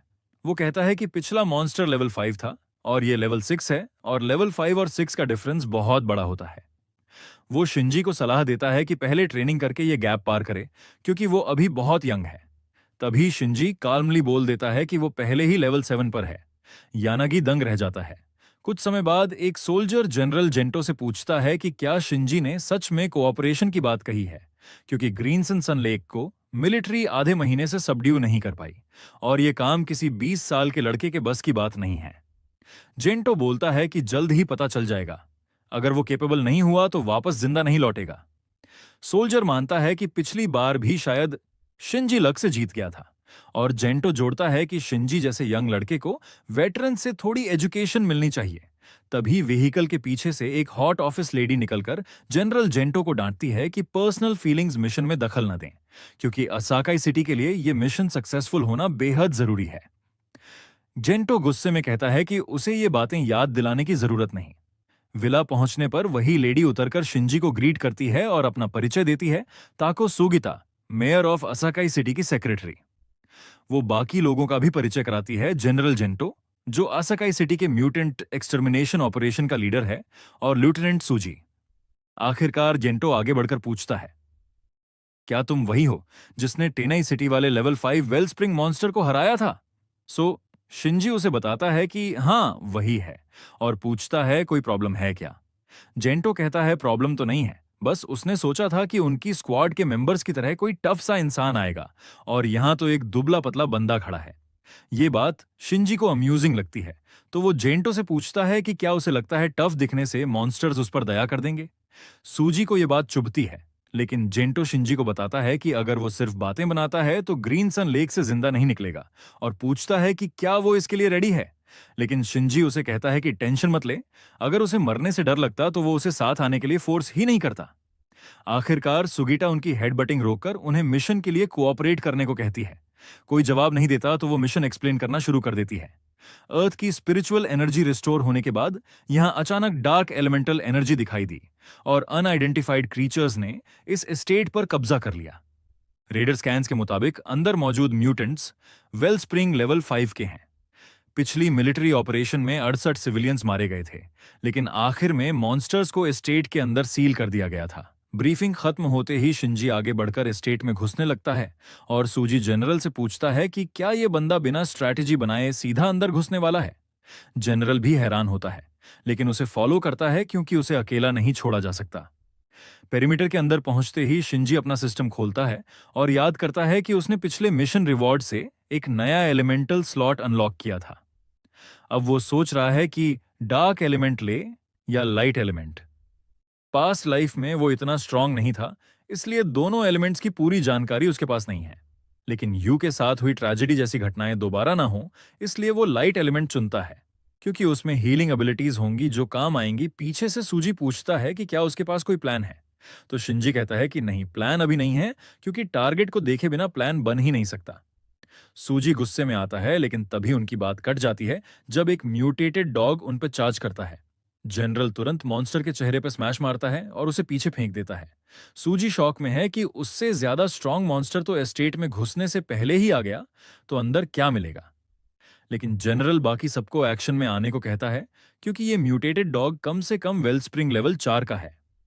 वो आग से भरी मुट्ठियों के साथ मॉन्स्टर पर हमला करने के लिए आगे बढ़ता है, और सूजी इम्प्रेस्ड है, क्योंकि ये एक्सपेक्टेड ही था कि जनरल एक लेवल 4 म्यूटेंट हाउंड को अकेले रोक सकता है। जेंटो मॉन्स्टर के चेहरे पर किक मारता है, जिससे वो लहूलुहान हो जाता है, लेकिन शिंजी बस पूछता है कि अब अंदर चल सकते हैं क्या।